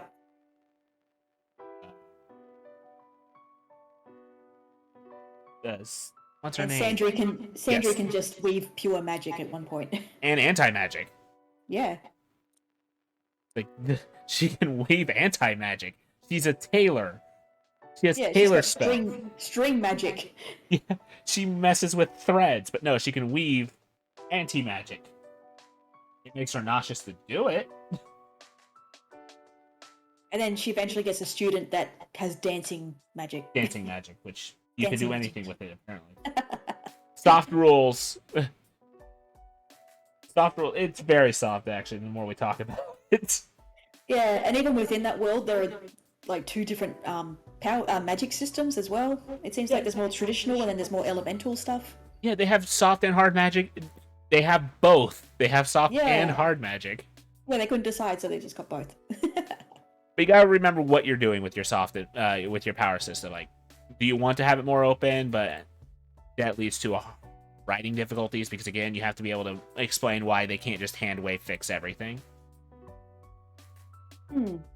Now, this is a little bit maybe controversial, but for example, in D&D, so things like people missing limbs. So you know limbs can be fixed basically in D&D. Yeah. So yeah, it does get a little bit weird when you have characters that have limbs missing. You really need a good reason for why they would continue to have that. So, for instance, like costs and that sort of thing. You're right. Because it's expensive to cast that magic. If you're an adventurer missing a limb, you're an adventurer. You should have that kind of money. Yeah. But if you find some Joe Schmo working on a farm somewhere and he's missing a foot because he dropped his plowshare on it, well, yeah, he can't afford that kind of stuff. So, I mean, there was the whole controversy over the battle wheelchair not long ago. You know, if you want to play a character with a disability, I'm not going to say anything because one of the people I wanted to play D&D with, Tiffy Weefy, if anyone knows that that streamer, that VTuber, I was hoping to play D&D with her at some point. I don't know if that's going to happen because Mira was going to be the DM, and it doesn't seem like it's going Maybe in the anywhere. future. Well, I'd have to find a new DM. I don't think Mira's Yeah. gonna do it because she doesn't seem super excited for it. Ah, But yeah, yeah. TP likes to play characters with disabilities because she herself has a disability. Hmm. So she likes to play characters who can't walk, and you have to come up with a good reason why they can't Yes. walk or whatever. And you can't just say their feet are missing because again, if you're an adventurer, you can afford that. Yeah, you really need to have something going on. For example, making it a curse. Like Making it a can't. curse or making it Yeah. something like the body doesn't want to work properly, something like that. Yeah. Like because you can't just cast heal and make the body work properly. Yeah, that's true. Otherwise, there won't be madmen in D&D. Exactly. So yeah, that's another reason of asking why. Yeah, always ask why. Why is my character not able to do this? Why does my character look like he got ran over by a car? I think that's a very good rule in general for, especially if you're going to be venturing into things like minority characters, that sort of thing. It's why you just sometimes I guess you don't really always need to ask why. Like, why is this character like this type? But sometimes it asks why does this benefit the story in a way. There's a lot of questions even then within that why. Yeah, there's questions within that why. It's like, okay, don't ask why they're a minority, but it's like, what would change if they were a different race? Exactly. It's like you don't want the character to come off as a as tokenized or that sort of thing. Like I said, don't just have a female in your party just to have a female. Yes, that's what it. do they bring?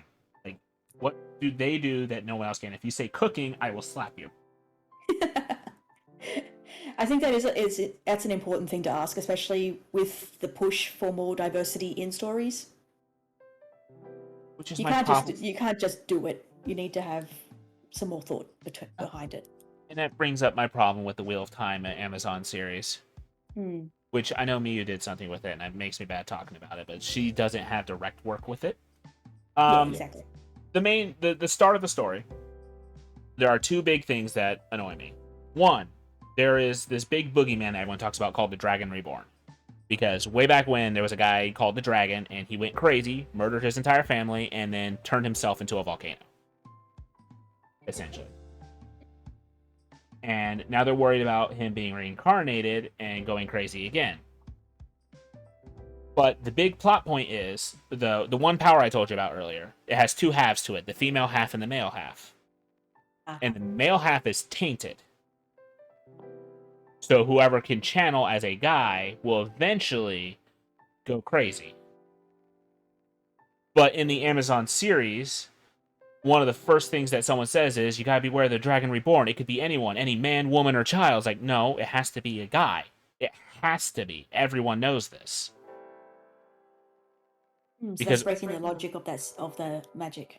Yeah, well, they didn't bring it up in the thing because it was in the book, but they didn't explicitly say it in the TV series. And another thing is the starting area, the two rivers. A big thing about the two rivers is it's very cut off from the rest of the world. Hi, Lavender. My favorite niece. Well, I would say I'm hurt, but I'm not a niece, so. Well, my favorite Birb. I'm your favorite Birb. Birb. What about Velka?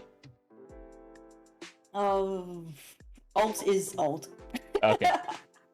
But going back to what I was saying, the two rivers is very cut off. So they're very homogenous. Like, they all look similar. Except for the main character, Rand, because it turns out he was adopted. And so he looks different from everyone. But in the Amazon series, there's just diversity. The whole two rivers is just very diverse. And it's like, I know you want to be inclusive, and I'm okay with that. But it doesn't work here because the whole point is the two rivers is cut off from the world. Like, to visit the next town is a week away. They are in the middle of a valley surrounded by two rivers. That's why the town is called that. And that's why I will never watch that Amazon series. Within the first 10 minutes, I saw two plot points I could not take. I think they had that issue with the Dark Tower movie that they did. Where the main character, what was his name again? Oh my god, he's one of my favorite actors too, and I'm having a mind blank. So yeah, they changed the main character to somebody like to a someone who was black, and that didn't really work with the story because of the way that the story was told initially. It worked a lot better.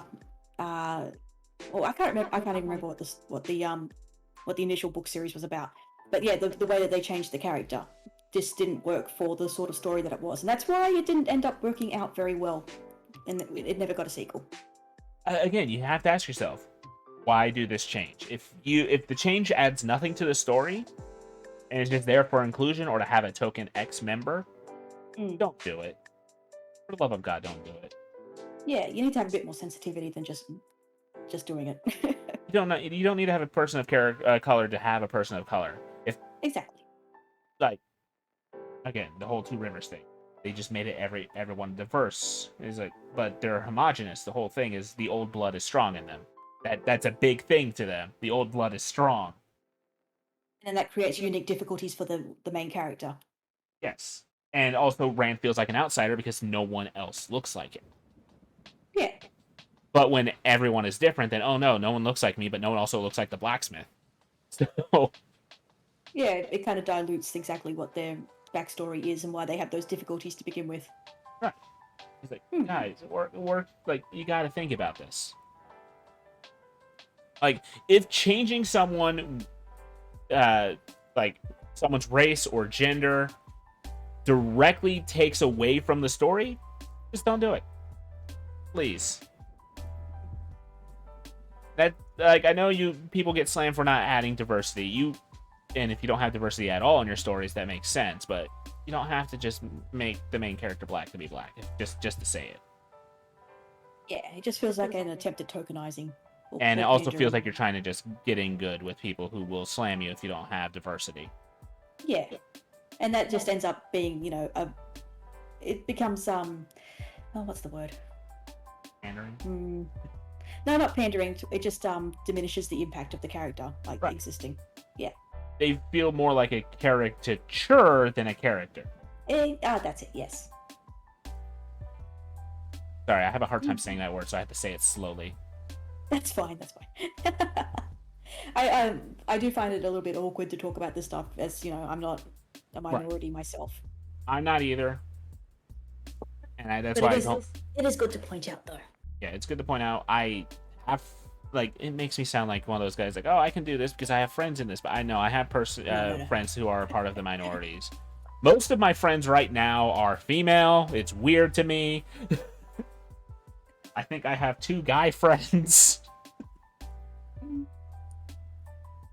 So I could actually the very last episode of the podcast that I did, actually, we invited a group of minority writers in to talk about their experiences and how they write, which was really informative.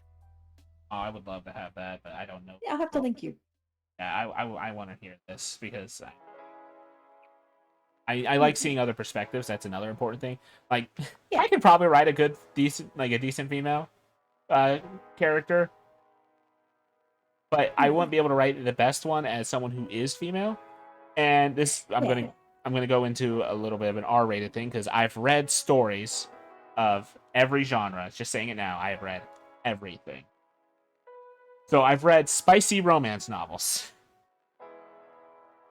but I've read a gay romance novel that was obviously written by a lesbian who has never seen male anatomy. And I think there's an entire subreddit dedicated to like bad women's anatomy as well in writing. If you don't know it or can't easily research it, don't write it. It just comes off embarrassing. Yeah, it's like, oh my god. I can't even remember the name of the book. It was like a $5 book, those $5 trash novels. Yeah. What do they call them, like a Harlequin romance or whatever, those books. Yeah. Like I said, I've read everything. I've read every genre. There are some genres that are not for me. I can read gay romance because, hey, it's good. But not when it's written by a lesbian. I think her thought process was, I'm a lesbian, so I'm on the gay spectrum, so I should be able to write the other side of this. Maybe not. maybe not. Maybe not. Especially if you don't understand anatomy. Yeah, like I also had to take anatomy classes, so I understand things. Like if you're gonna try and write that kind of stuff, at least take an anatomy class. Take a drawing class because they make you go through anatomy. Yes, exactly. I took my drawing classes in the wrong order, so I learned anatomy last. I love that. I learned how to storyboard. I learned how to ink. I learned how to Photoshop, and then I took Intro to Art. And then you learn anatomy. And then I learned what the hell they were talking about in my last classes. Oh, wrong way. You're gonna walk into the class and like, everything makes sense now.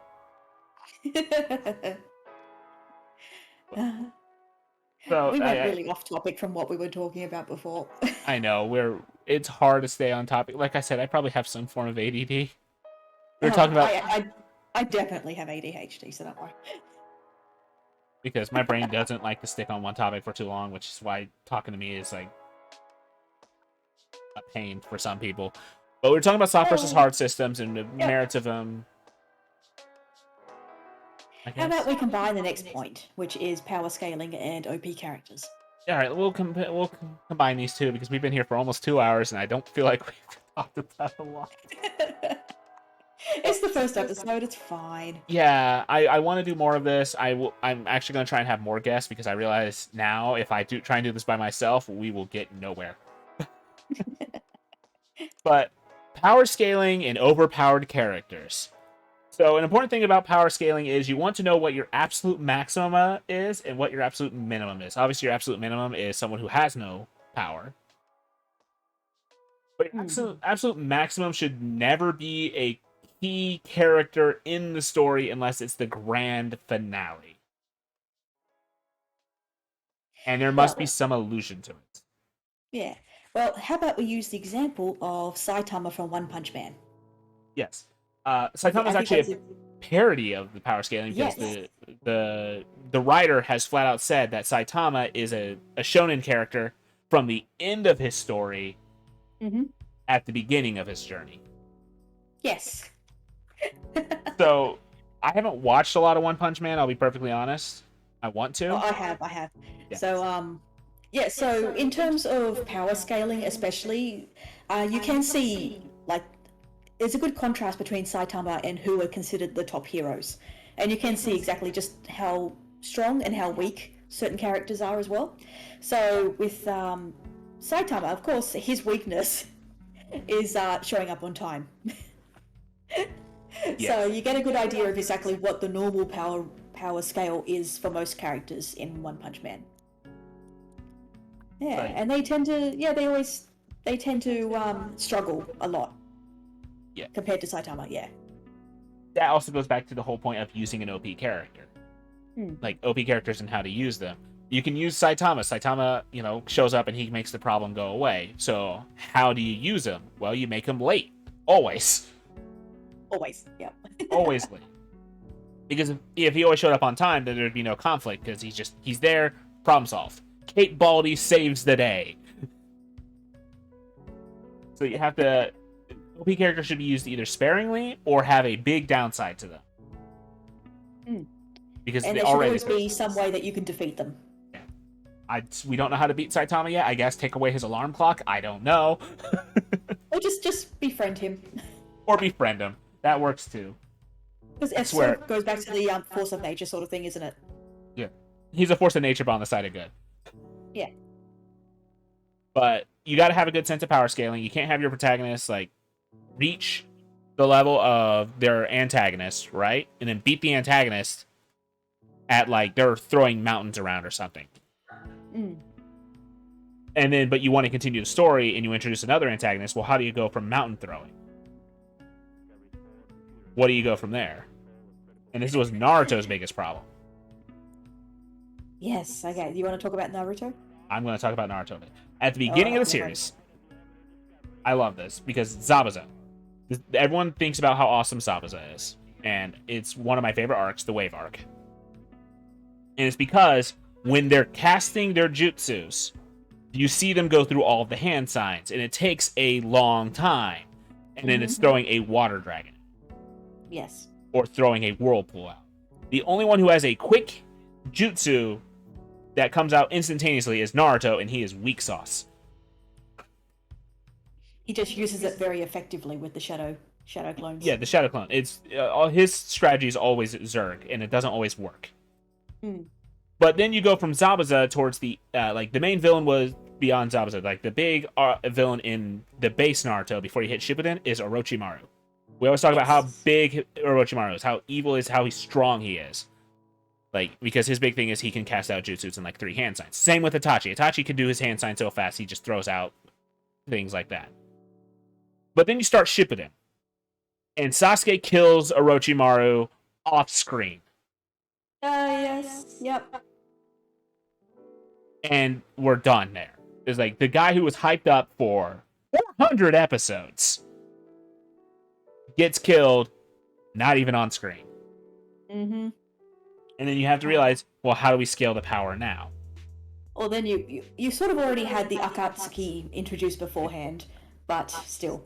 Yeah, and then you see how powerful they are. And Orochimaru was a member of Akatsuki, so yeah, that's a logical step in power scaling. But then you beat the members of Akatsuki. Where do you go from there? Well, now we have Pain, who thinks he's a god. And has godlike powers. Cool. It takes him forever to summon. Like, he has time limits on his eyes. Yes. So he has 6 passive Pain. Each of them have a time. Like, they can do a big thing, but then they have a time down. Like a cooldown. And that was a big flaw. Then you beat Pain. There's still 300 episodes to go. So where do they go from there? It turns out Toby was the bad guy the entire time.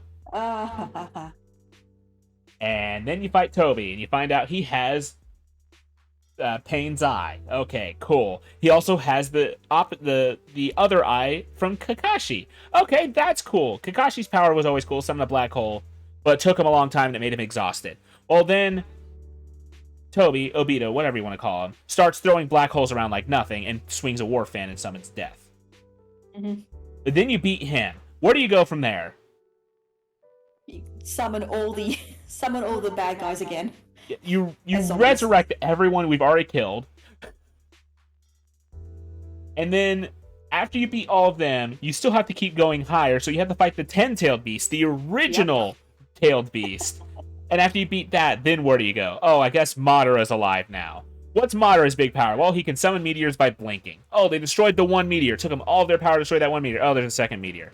Now there's 2 more. Now there's 6 more. They're the size of a small country.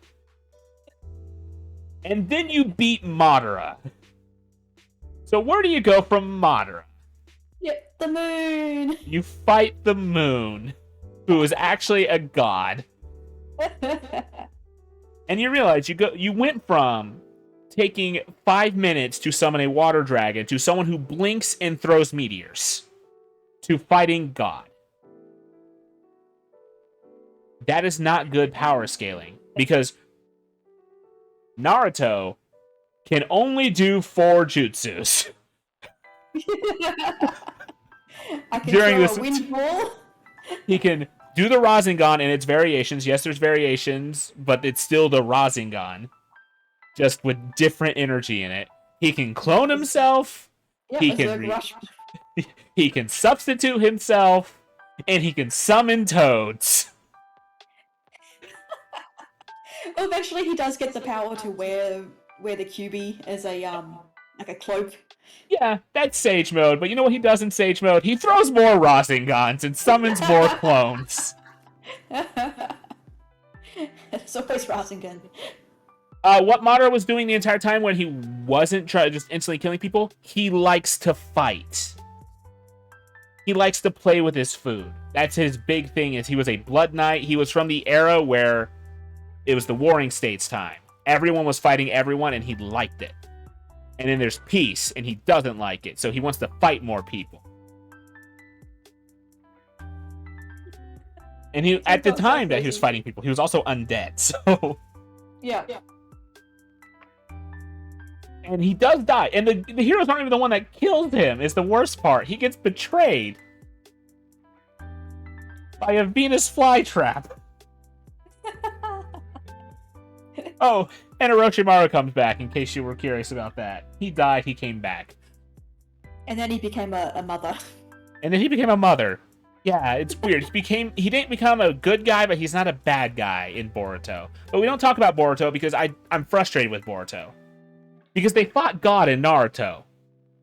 So how do you continue the story from there? And that goes back to power scaling. Because if you have a guy who can beat God, what is your story at that point? What's the conflict? Well, we have to kill that guy. They kill Naruto, by the way. In Boruto, they kill him. He's dead. Yeah. It's gonna happen.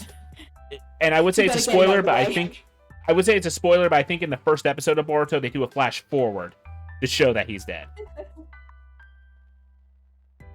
And you see Boruto with some weird eye thing, and just it's stupid. Because again, you've already seen God and seen God defeated. What's the threat? I don't care if we're following Jesus, Ninja Jesus's kid around. Because we've already seen the absolute power. The maximum power is God. Yes, the moon. Yeah, the moon. Because they couldn't kill her before, so they put her in the moon. Well, we killed her now. How'd that happen? I don't know. And then they made a new moon. Bleach has the same problem. The moon. Yeah, Bleach definitely has the same problem. I was just Googling just then, like, Bleach power scaling, and all you can see is the results. Like, I don't understand it. Is it bad? Like, why is the power scaling so bad? I don't understand what's happening. The problem was the main character, Ichigo, had to go through some stupid training to get on par with the captains. The captains cannot gain any more power, so they kind of hit a plateau. But Aizen's still out there, and he's apparently stronger, so they needed to have the power ceiling break. So they had to make up some BS reasons on why the captains are suddenly stronger. And then Ichigo was always apparently strong, but he wasn't skilled enough to throw his power out correctly. And they still couldn't kill Aizen. Like, Aizen's still alive in the story of Bleach. Yeah, isn't he just trapped somewhere? No, they trapped him down there, then they brought him out to go fight someone else, and then he went back down there voluntarily.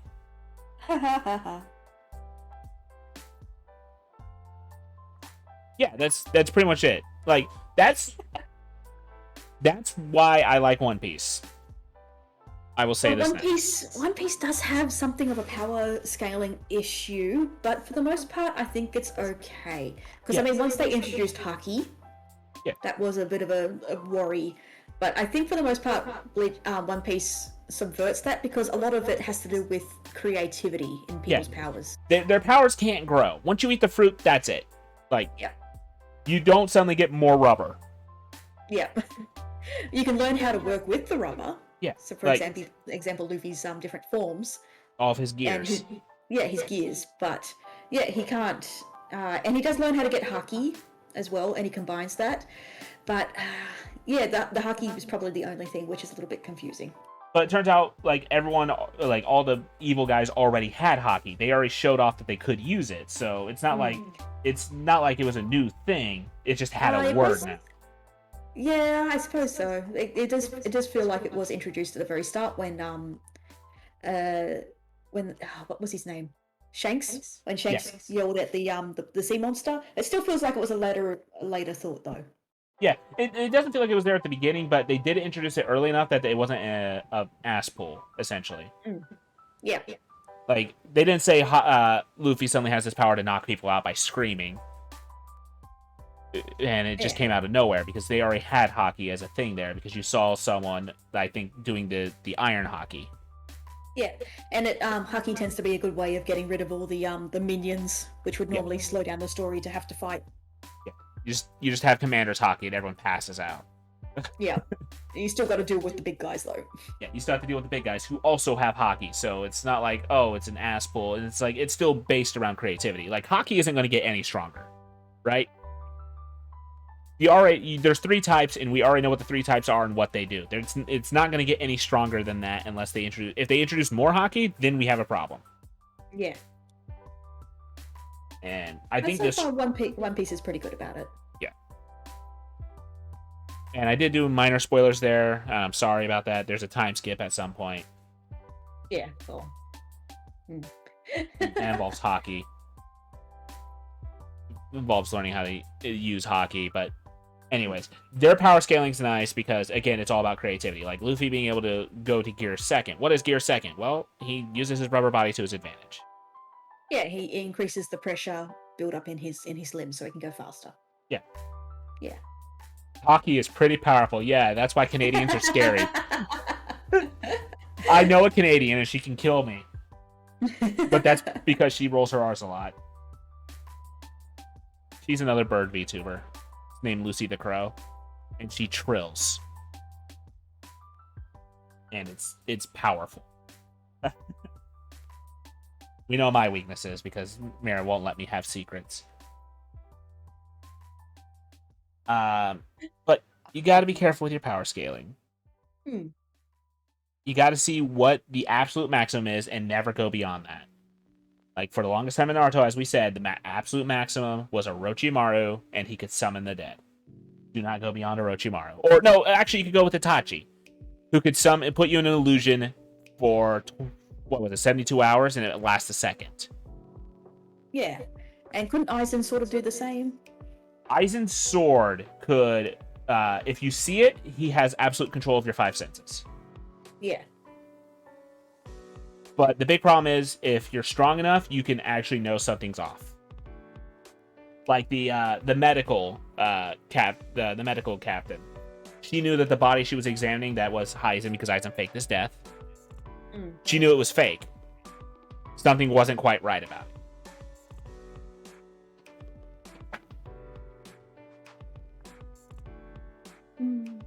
Well, we've done examples of OP characters like Saitama. Yeah, like Saitama. And that's a positive example. Hi, Alice. Alice, hello. Are you feeling any better? I'm worried. I worry about my friends. Alice was not feeling well. You too. Oh, Alice. Oh, gosh. But like Kanda, I like the animes that last a season that know exactly how powerful they want everybody, and they get there and get out. Yeah, like Madoka. Madoka's a good example there. That's good, Alice. But I've actually never seen Madoka. Really? Oh my gosh. There's another thing.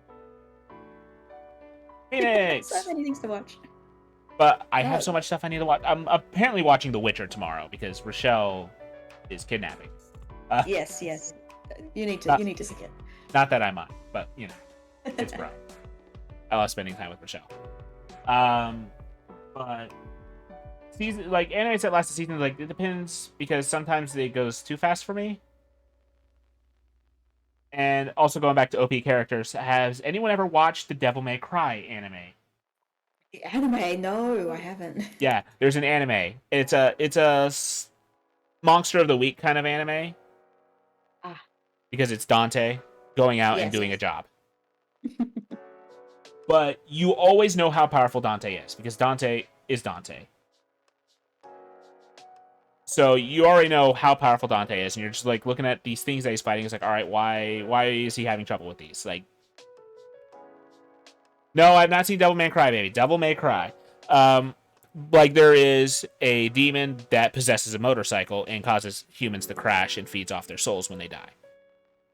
So Dante has to fight this guy. Well, how's he going to fight this guy? Well, instead of limiting his power, like through stupid means, it is, all right, he has to get this demon to show up by being in a motorcycle race with it.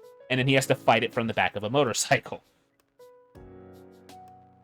Or there's one, if you don't know this about Dante, Dante has terrible luck. Like gambling and everything, he has terrible luck. So he has to go fight a poker demon. Oh my god. He has to join a high-stakes poker game where people eventually end up having to bet their soul, and then there's a demon that feeds off of this. It is one of the contestants, but he can't just kill someone and hope it was the demon. He has to figure out which one is possessed. And it's really neat. And that's how you do like a high-powered character and like stakes where there shouldn't be power. Saitama is also another way, but Saitama just shows up and still wins. Dante actually at least gets hurt. I think I've seen Saitama throw a serious punch once. Yeah, I think there was just once. Another overpowered character would probably be Dio in JoJo. Dio. Yeah. Yeah, and the main problem that the characters face there is just getting to him. Well, and then when they slow them down. When they finally get to him, they don't understand how his power works. Yeah, it's understanding the power itself is one of the hardest things. Yeah, and it takes Kakyoin, I think is his name. Yes. Having to discover the power, and he dies in the process. Ooh, spoilers. Sorry, spoilers for JoJo's. I'm sorry. I haven't even reached that yet. That's season 3, isn't it? I know, but I watched Stone Ocean. I'm watching it out of order. I'm sorry, Janie. I'm sorry I spoiled it. No, I think it was. I pretty much heard a lot of stuff, considering how long it's been out for. Yeah. I've read the manga, so that's my problem. Yes. Which means I'm also caught up with the latest one a little bit. I'm not caught up anymore. It's been a year since I've read JoJo's. But I was caught up, and the stands get very weird. Yeah, JoJo's a lot about creativity as well, which can offset a lot of OP-ness. Yeah. And that's not a good word to say. OP-ness. It sounds a lot different when you say it out loud comparing to Rob. Yeah, it does, but I like it. Like, if you're doing a setting that has a lot of high-powered characters and they all could be overpowered, and then it just becomes creativity on how it is. Like, I think Hunter x Hunter does that. Like, yeah, I've never actually watched it myself. I haven't watched it either, but I've heard people talk about it, how everyone has crazy powers, but they only have the one crazy power, and they have to get creative with it. Yeah. Like, there's one of the main villains is a clown that shoots sticky string out of his finger. Oh god. Yeah. Scary. That's scary. That's his thing, and so he uses it to trap, grab, and just fling people around because it's elastic and sticky. That's a terrible thing to say too. Yeah.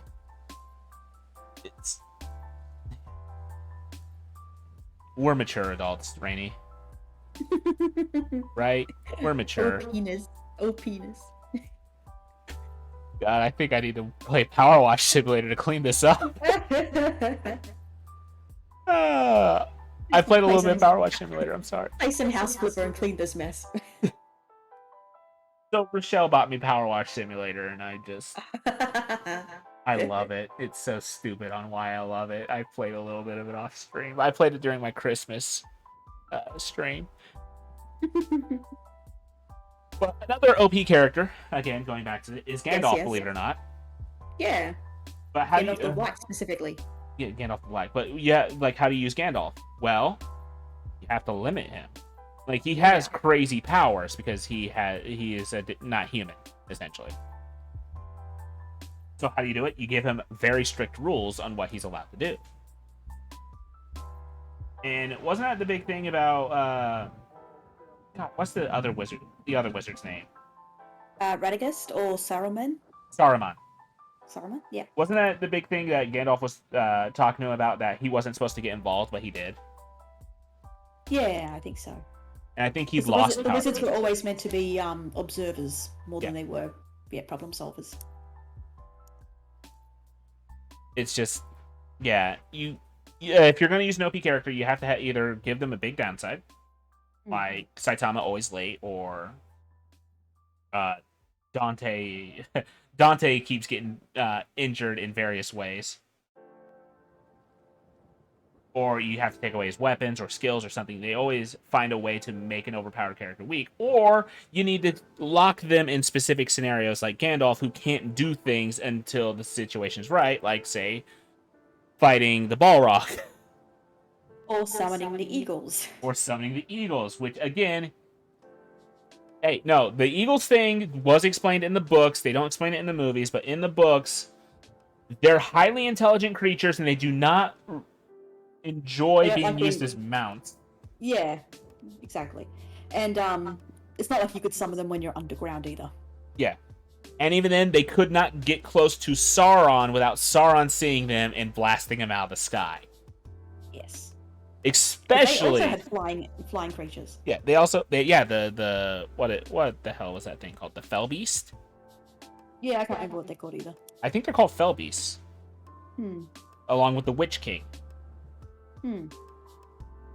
And also, Frodo would put the ring on in the air, and Sauron would see that. Yes, that's true. And then the eagles die. And we're back to square one, except they're now falling out of the sky. Superman's also an OP character. And I do not like how they use Superman, to be perfectly honest. Yeah, a lot of Superman stories are very, yeah. I do find that they write him a lot better in the animated movies. Yeah, the animated series and movies, they do him a lot better because Yeah.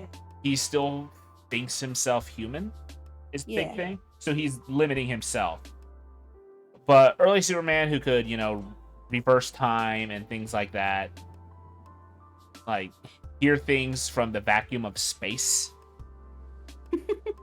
from the other side of the universe. And, like, who are his villains? Lex Luthor and Darkseid. So the smartest man on Earth who gets easily beaten, and also a guy that's on his level, on Superman's level. Like, no, Darkseid's so beyond Superman, it's not even funny. Yeah. Okay. So they have to have an even more overpowered character, and that's lazy writing. Yeah. In my honest opinion.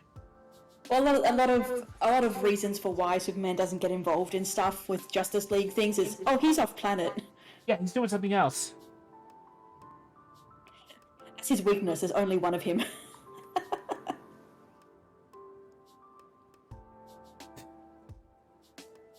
I mean, I guess that is a thing. But, I mean, it wasn't a big thing about Aragon that he refused to go for his namesake. Like, his destiny. He refused to become the king. I'm pretty sure that was a big character. The king. Yeah, I think that was a big character moment for him. It was like he had to be talked into going to claim his birthright. Yeah, he had to be forced into it. By Elf Lady, whose name I cannot remember.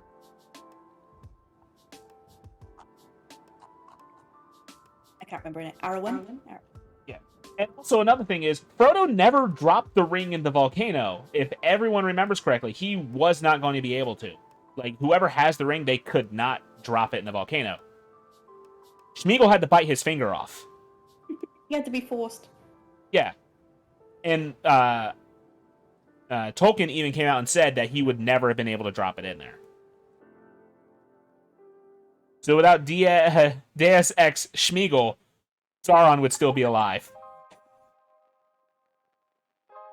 Or someone would have to push Frodo into it. Yeah. Or someone else would have to bite his finger off. I think Gimli would do it. I gotta say, Gimli's my favorite character. Yeah, I think he is for a lot of people. Never toss the dwarf. Or when they're standing on the battlements and he has to keep hopping to try and see over it. But that's getting sidetracked. OP characters are just something that you... it's hit or miss, so you gotta know exactly what you're gonna do with them. Or have a good rule on why they can't be OP all the time. Ultra Instinct Goku. Why could he not be Ultra Instinct all the time? Apparently he needed to be hit in the head a lot to become Ultra Instinct. I think Dragon Ball is just a bad example in general, though. If Dragon Ball does it, don't do it. Yeah. I mean, it works for Dragon Ball because it's Dragon Ball, but for applying those same logic things for any other sort of story, I don't think would work. Just ask yourself, what would Goku do? And then don't do that. Abandon his wife and family to go fight. Yeah, don't be Goku. Everyone, if you're gonna take any lesson away from this talk of lore writing and world building, don't be Goku. I hope this imparts the wonderful information to you. Also, because Seismic is not here to do this, The rule is if you see a star, you shout them out.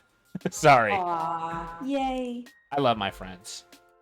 So, and they deserve a lot of recognition. Like, everyone that puts so much work in everything. Rainey here does so much work. In fact, I'm I did gonna... a little bit. Rainey, you made my schedule. And you put a lot of yourself into your stream, so you get a shout out too. Oh, thank you. I had to remember if it was Rainy J or Rainy J Oz. Rainy J Oz. Oh, wait, no, yeah, just Rainy J. It's Rainy J. Rainy J Oz. Yeah, that's my Twitter. But I need to remember my own usernames. Yeah. If I'm going to be sappy for a moment, is just like, all my friends do so much work into this. And I'm still trying to find my niche in this. But they all deserve all the recognition I can give them. If nothing else I can do for them, I will give them the recognition they deserve. I would shout out my entire star list, like my entire VIPs list, but It'd take a while. It would take a little bit. Like I think I only have like 7 names into it, but I'd have to go find the list. And now Sappy Lunas is over. Yay. The other rule for Seismic apparently is also if he sees a me YouTuber, he has to shout them out even if they don't stream. I think Velka might punch him one of these days. I think so. Or she'll hit me, either one, and you know what, I can take the hit. I can definitely take the hit. We've kind of reached the end of our talking point. It's weird because I feel like I can talk so much more.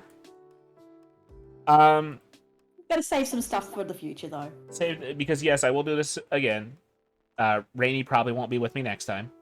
Most likely will not be with me next time. And just here to teach Lunas the ropes. Yeah, she's gonna teach me the ropes, and every once in a while she'll show back up and hopefully offer some insights. Yeah. I'll go more in depth on like histories and stuff like that, and give examples of my writing next time. I think we're winding down now. But I don't know if I'll be doing this again next week. I need time to prepare, so this might be a once a month thing. Probably a good way to go about it. Yeah, I'll do this once a month. Yeah. Because I gotta prepare, I gotta research, I gotta have Rainey help me. And when I eventually get my model, my new model, commissioned and rigged, well, it's commissioned, but rigged, I want to have lore talks with various VTubers if they would like to join me, where we just play a silly game. And we talk about their lore and their VTuber and how, like, what it means, why they went with designs and what it means for them. It's something I wanted to do. I know there's other talk shows out there and stuff like that, but I'm interested in their writing and what the character represents for them. Yeah, there are so many VTubers out there with amazing lore that we don't get to hear much about. Yeah, and it's because they don't talk about their lore, and it's only on their Twitter, and no one ever asked about it. It's like, I mean, I know there's simpler lores out there, like Alice is a simpler lore. Alice is a goat who ate a magical manga. I am anime. You are anime. You are the entirety of anime. So what's coming out next season? Oh, I just did a stream on all that just on Christmas Eve. Oh my god, you did? Oh my god, I'm sorry. I was probably at work. Oh. And then I streamed Christmas Day. So yes, I am become anime, and I talked all about what's coming out next season for anime. I'll probably try and drag the me YouTubers into it if they want to. That'd be great. All your new brothers and sisters and siblings. And my future siblings. But again, I'm new and I'm shy and awkward around people. So Auntie Rainey is here to bully people. We bully you with love, Rainey. I just get bullied. I bully Lunas with love. It's not just you who bullies me, though. Unfortunately. In fact, out of everyone I know, the only one who doesn't truly bully me is Alice. Oh, Alice is a gem. Alice is a gem, and I'm glad I met her. And I'm sad it took me 3 months of knowing her to talk to her. Oh, that's Amira.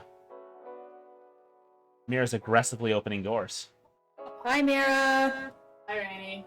We're winding down our talk. Oh, I like that.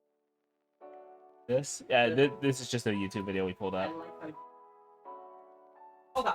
Alice says hi. Alice says hi. Did you hurt yourself? Mira. Mira, look after yourself. Mira, we love you, but A new trend to follow in the meme server. I saw the trend. I don't think I'm going to join it. Oh, come on, Lunas, you could be Kumis. Oh my god, it's happening again. Be Kumi.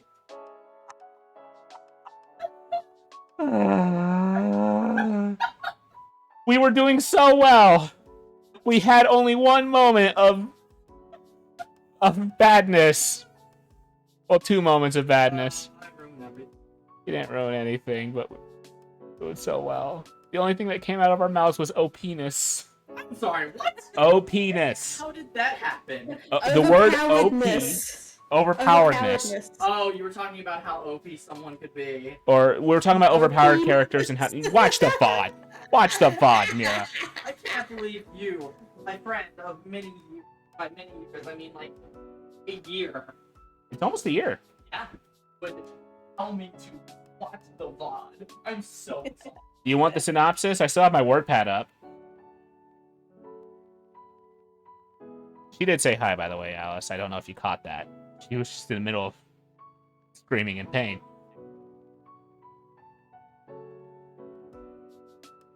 All right.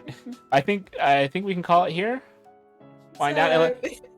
Unless there are any questions that people want to ask. Yes, does anyone have any questions? Like anything you want me to cover or things like that. Also, if there's a topic you want me to cover in the future, I think my DMs are open on Twitter. Listen, I'm usually the one that reaches out first, so I have no idea. Watch out. Better watch out.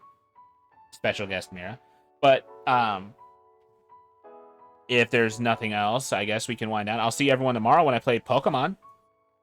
Yay! I'll be starting a new Nuzlocke, even though I already in the middle of a Nuzlocke. Yeah, I'm starting Brilliant Diamond tomorrow. Mira, my schedule's out.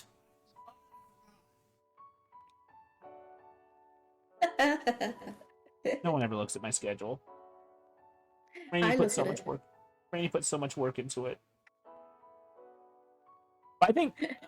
Thank you, Alice. I hope you get more rest, and I hope you feel better tomorrow. I know that you took medicine and you feel better, but that's just a delayer and not so much a cure. Next time I have you on my stream, Rainey, I think we should play a game together, like an actual multiplayer game. Yeah, let's do that. We can play Cuphead. Oh no, isn't that local only? It might be, but there's machine emulators that can do it. Okay. Or if not that, then we can find something. We'll talk about it, I guess. Yeah. I'll have to message you. Seismic, you came at the end. Mira says hi, by the way. She stole my bed again. I'm sorry, Seismic. We just did our talk. Unless you have something you want to ask that wasn't covered. That you don't know about. Mira's just rhyming in the other room. Are you taking a nap? Are you lying?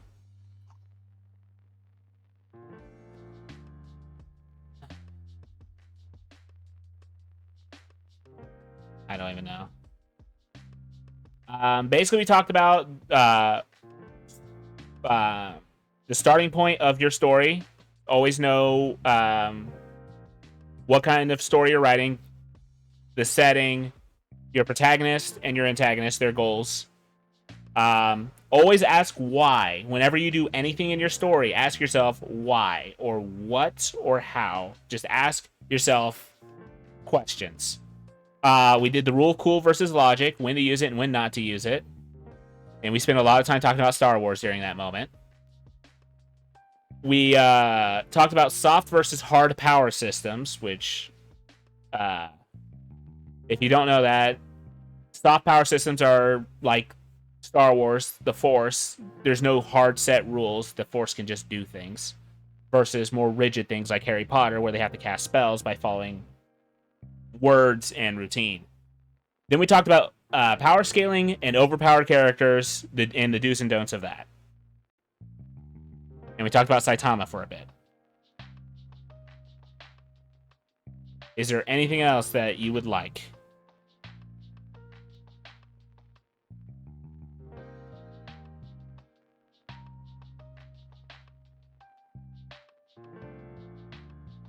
Anything at all? Otherwise, we're going to be ending our stream here. Can you have Rainey? Rainey? Answer the question, Rainey. No. There you go. You've No. been answered. No. Yeah. No. No. Rainey's adorable. No. Yeah. No. Listen, all my friends cute.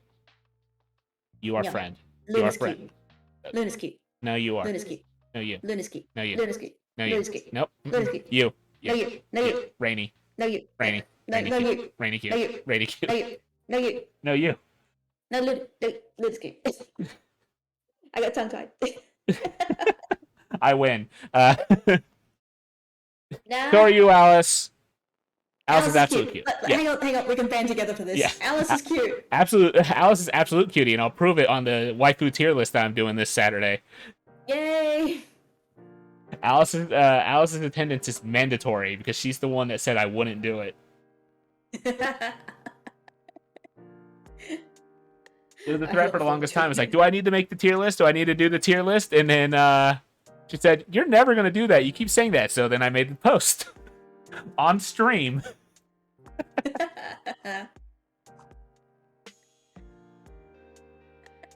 I'm hoping to have a lot of fun with that as soon as I figure out how to do a tier list. I got to figure out a website or whatever. Because I got, I don't know, 18 participants? Something like that? And that's a lot more than I was actually expecting. That's good.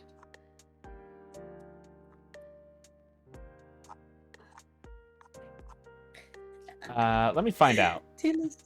Yes, you can do it on. You can make your own tier list. On Tier List Maker. Tier list maker, okay. I know Alice made a tier list of, she was rating anime husbandos. Yay. Where is my tier list? 1, 2, 3, 4, 5, 6,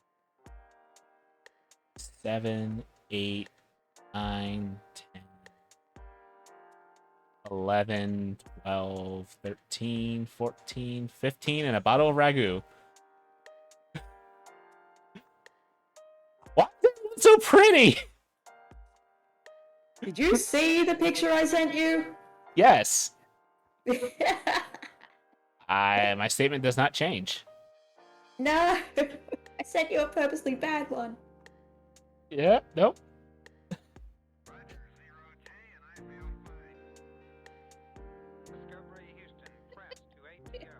Yeah, I'm putting the ragu. The ragu is actually gonna get rated. It's on there. Listen, if you submitted it, it's gonna be there. But yeah, everyone's so pretty. What do I do? I don't think anyone's gonna be less than a B tier at most. Demand being put lower. You will not be put lower. Yeah, I don't think there's a single person that's below B tier. Except maybe the ragu bottle.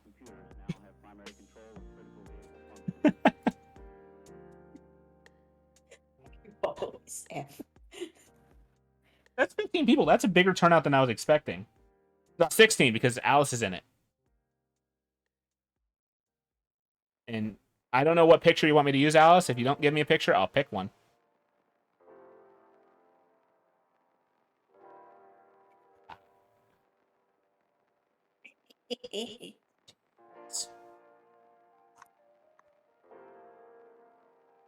My poor heart can't handle all this cuteness.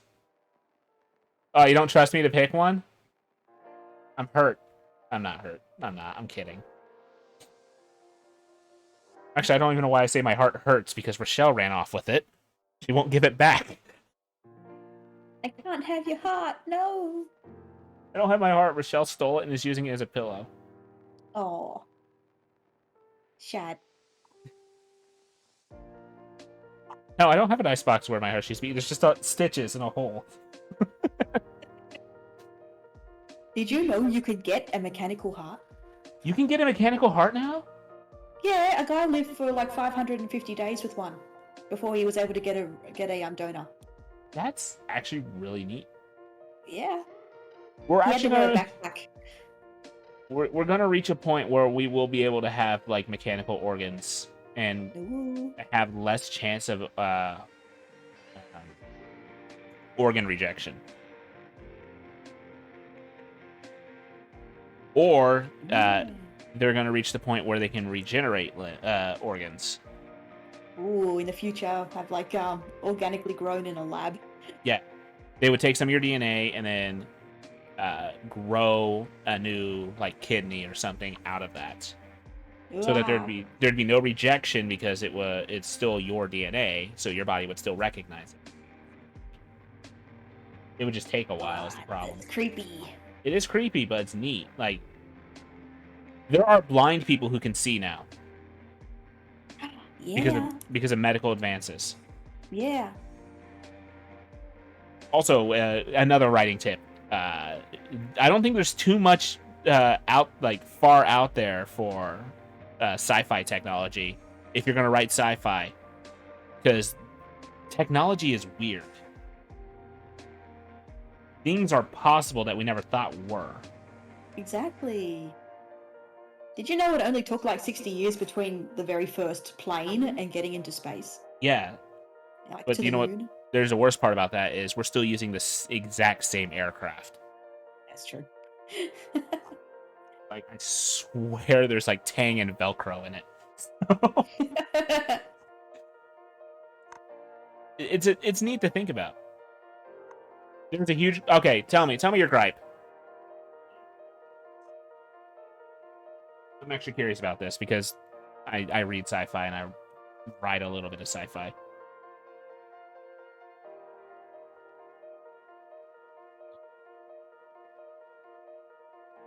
Curious now. I am curious too. I'm staring at my microphone. I'm actually getting really close. Hey, Luna's ASMR stream sometime in the future? Oh. I'm kidding. I do not have the voice for that. Well, here's the thing, Seismic. You still want some rules. Like, we talked about this when we were talking about the rule of cool. There needs to be some form of logic that governs it.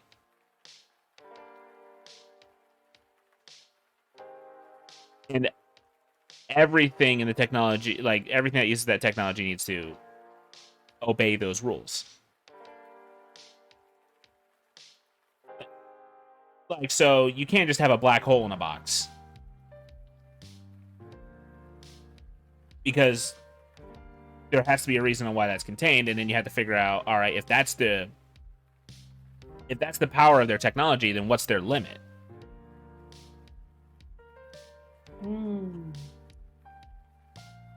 Because if they can do anything with technology, then like where's the wonder? Because it becomes godlike people. It's literally like they think it and things happen, kind of thing. That's the same thing with having too much power. The Gundams are powered by black holes. Please be joking. What? Gundams are powered by black holes. Well, I'll tell you what, it makes a lot more sense than Neon Genesis. Yeah. Okay, he's joking. It's okay. Because at that point, I would never watch a single Gundam if it's seriously giant robots powered by black holes. I'm already not a fan of big mecha anime. Like, I loved Gurren Lagann, but that's because it was stupid. And emotional. Jesus Christ, was it emotional. Also, I'm willing to bet dollars to donuts that Mira is asleep right now. I think she stole my bed and went to sleep. Alright, so, like, nuclear cores make sense, like nuclear fusion, nuclear fission, that kind of stuff. But you gotta have some, like, how far in the future is your tech is what you have to ask yourself. I'm sorry, Rainey. I'm keeping you trapped here. I said we were winding down, and I'm talking more. If you'd like to leave, way too much water. If you'd like to leave, you are free to leave. All right, I think I will need to go because I am busting. It's okay. That's not... I know VTubers are not meant to go to the bathroom, but It's okay. I'm still winding down. I'm not going to go too much longer, but that's okay. All right, I'm gonna go so Lunas can have private time with his chat. private time. Private time with the chat. Everyone, thanks for joining, and thanks for having me on as well. No problem. It's Thank really you. fun. Thank you for doing this with me, Rainey. Getting to talk about nerdy writing stuff. Yeah. I don't get to do that very often. We don't talk often enough, I feel like. We should talk more. Yeah. I keep telling you to DM me. My God. But I do, like, when I DM people, it's like I don't know what to say. Ask Alice. My DMs are always just like, have a nice day, and then that's like the end of my conversational abilities. So We'll figure something out. But we do need to talk more. It's always a pleasure talking with you. Like a serious joy. Yeah. All right, everybody. I'ma go. Bye, Rainey. Bye, everybody. Bye. Bye. It's always a joy having friends on. Yeah, I went 3 whole streams talking about how shy I am. Am I wrong? Alice can back me up. I know she can. But, yeah, shout out Rainey. She deserves the shout out. She deserves a lot of support.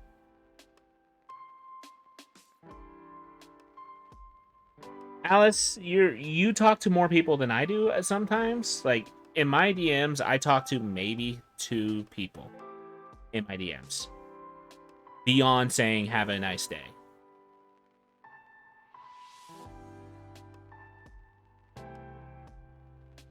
Well, I don't start DMs willingly. I have to get smacked for it.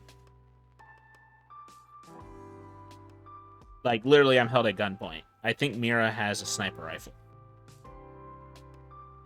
I want to talk with you more, Alice, because, again, like, today we talked, and it was nice. It was nice being able to conversate, even though our subject matter wasn't the greatest, but it was always nice. It's always nice talking to people, but it's hard.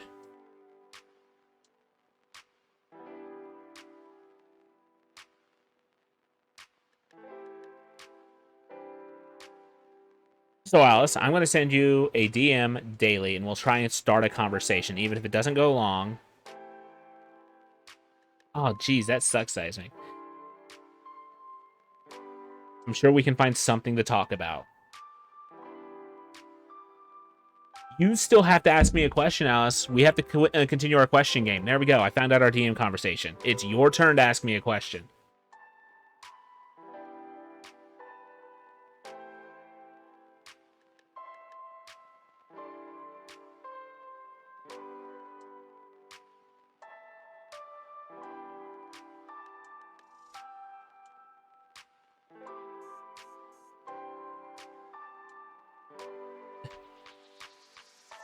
DM pointing at cute questions with each other.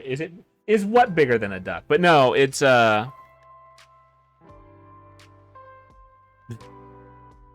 we talking about a witch? But no, Alice, it is your turn to ask a question. And we still need to do movie night. We should watch Sonic X sometime, whenever we have free time. I think it's on Hulu. I don't know whenever you have free time, though, Alice, because, again, you're busy and you conversate and hang out with the other people. So it's hard to figure out when people have free time.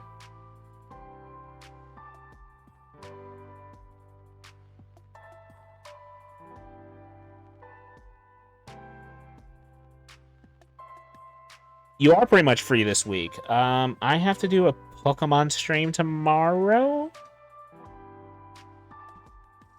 Oh, right, 20 questions. We could do that, but we're doing getting to know each other questions. You know, just like, oh, what's your favorite color kind of thing. Which I need to play that question game with other people.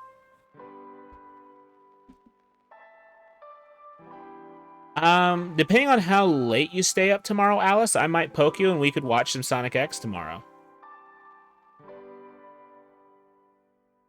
Or you can join me on stream tomorrow if you feel up to it. Again, I won't say no. If you don't feel up to it, that's okay. I will never say no to a friend.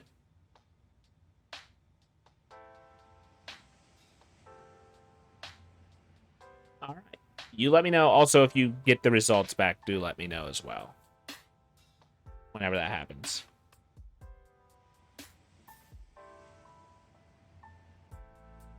But I think I'm winding down. Mainly because I've run out of topics. Again, if anyone has... Yeah, shout out Alice. You weren't here, so I shouted her out. You just now sat down to listen, but I'm ending the stream now. I'm sorry. It's been 2.5 hours. Rainey has just left not that long ago. I'm sorry. It's been 2.5 hours. Yeah, my mod just got here. But tomorrow at 6 o'clock, I'll be streaming Pokemon Brilliant Diamond. I may or may not have a special guest commentator. I would love to have Alice, but only if she's feeling better.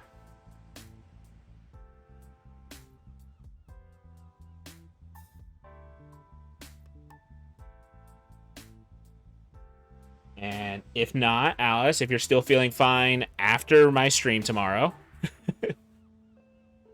I'm kidding, Alice. If you don't want to join me for stream, you don't have to. But if you're feeling better tomorrow, you can join me for the stream, or we can just watch Sonic X after my stream. I don't know how long I'm going to be going.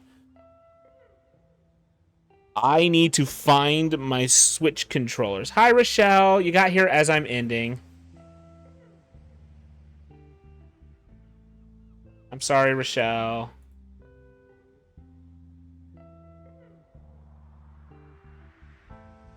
Oop, oop, oop, oop.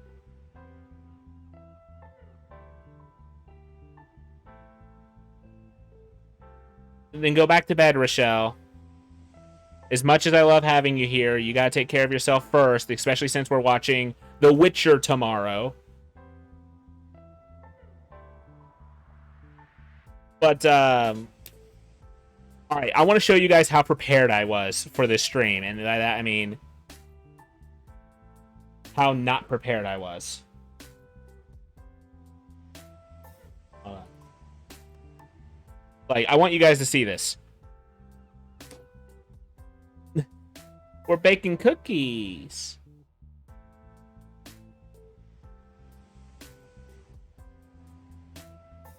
Mamtarad. Okay.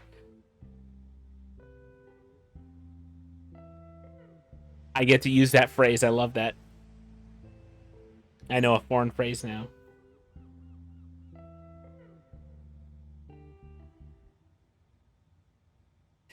But we're not kicking you out. I'm just ending my stream soon. But these were my talking points.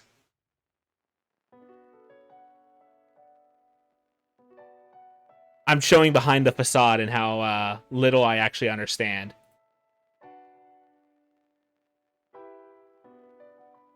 Also, I didn't put Power Wash Simulator on my schedule this week. My brain runs off bullet points. Like, I can BS a 10-minute speech with the words the Holy Crusades and Jerusalem.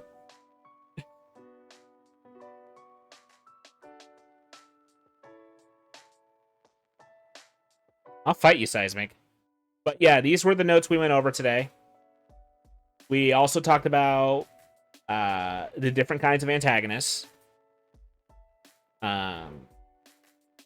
As well as different kinds of stories. I will be publishing this publicly on my YouTube. I normally hide my VODs for a short while, but tomorrow, this will be on my YouTube. So that it's always available.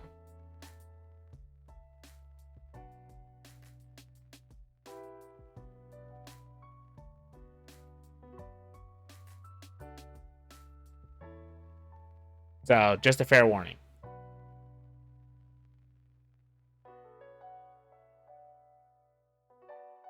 It was a chaotic mess. Rainey tried to keep me on track, but I think we both have some form of ADD. She has ADHD, and I don't know if I have ADD or not. So we kept getting off topic a little bit, but we did cover these points. I think we did well, and I will be doing this kind of video at least once a month. Probably not more, but there will be a video like this every month. I will be more prepared next time. She's going to give me a podcast, her notes for her podcast.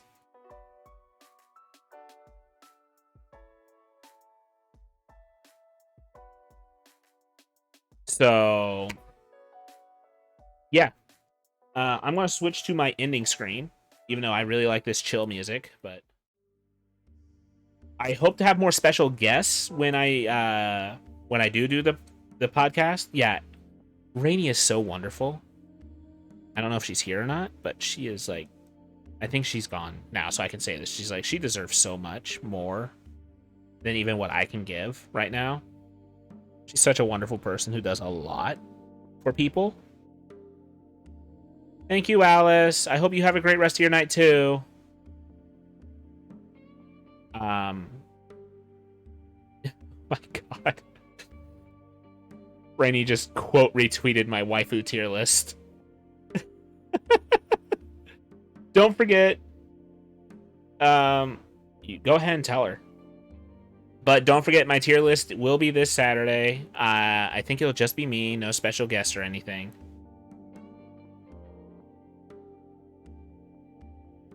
Oh my God, right.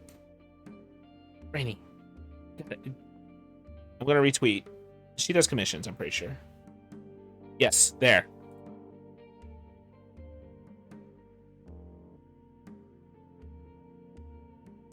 I'm going to retweet her coffee shop. Her Ko-fi, whatever. She has a Ko-fi. Copy. But I'm going to go ahead and raid somebody. And I know who I'm going to raid. Because it is someone's re-debut. If I can find it. I don't know if she's still streaming. Yeah, she's still streaming. It is someone's birthday. And their re-debut.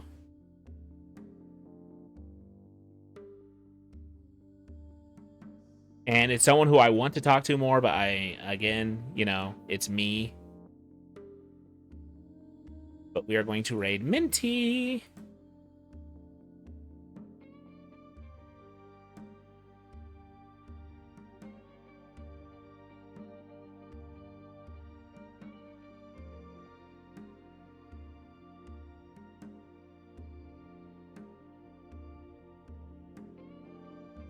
So this will be our raid message. It's short and sweet, but that's just what I want to do.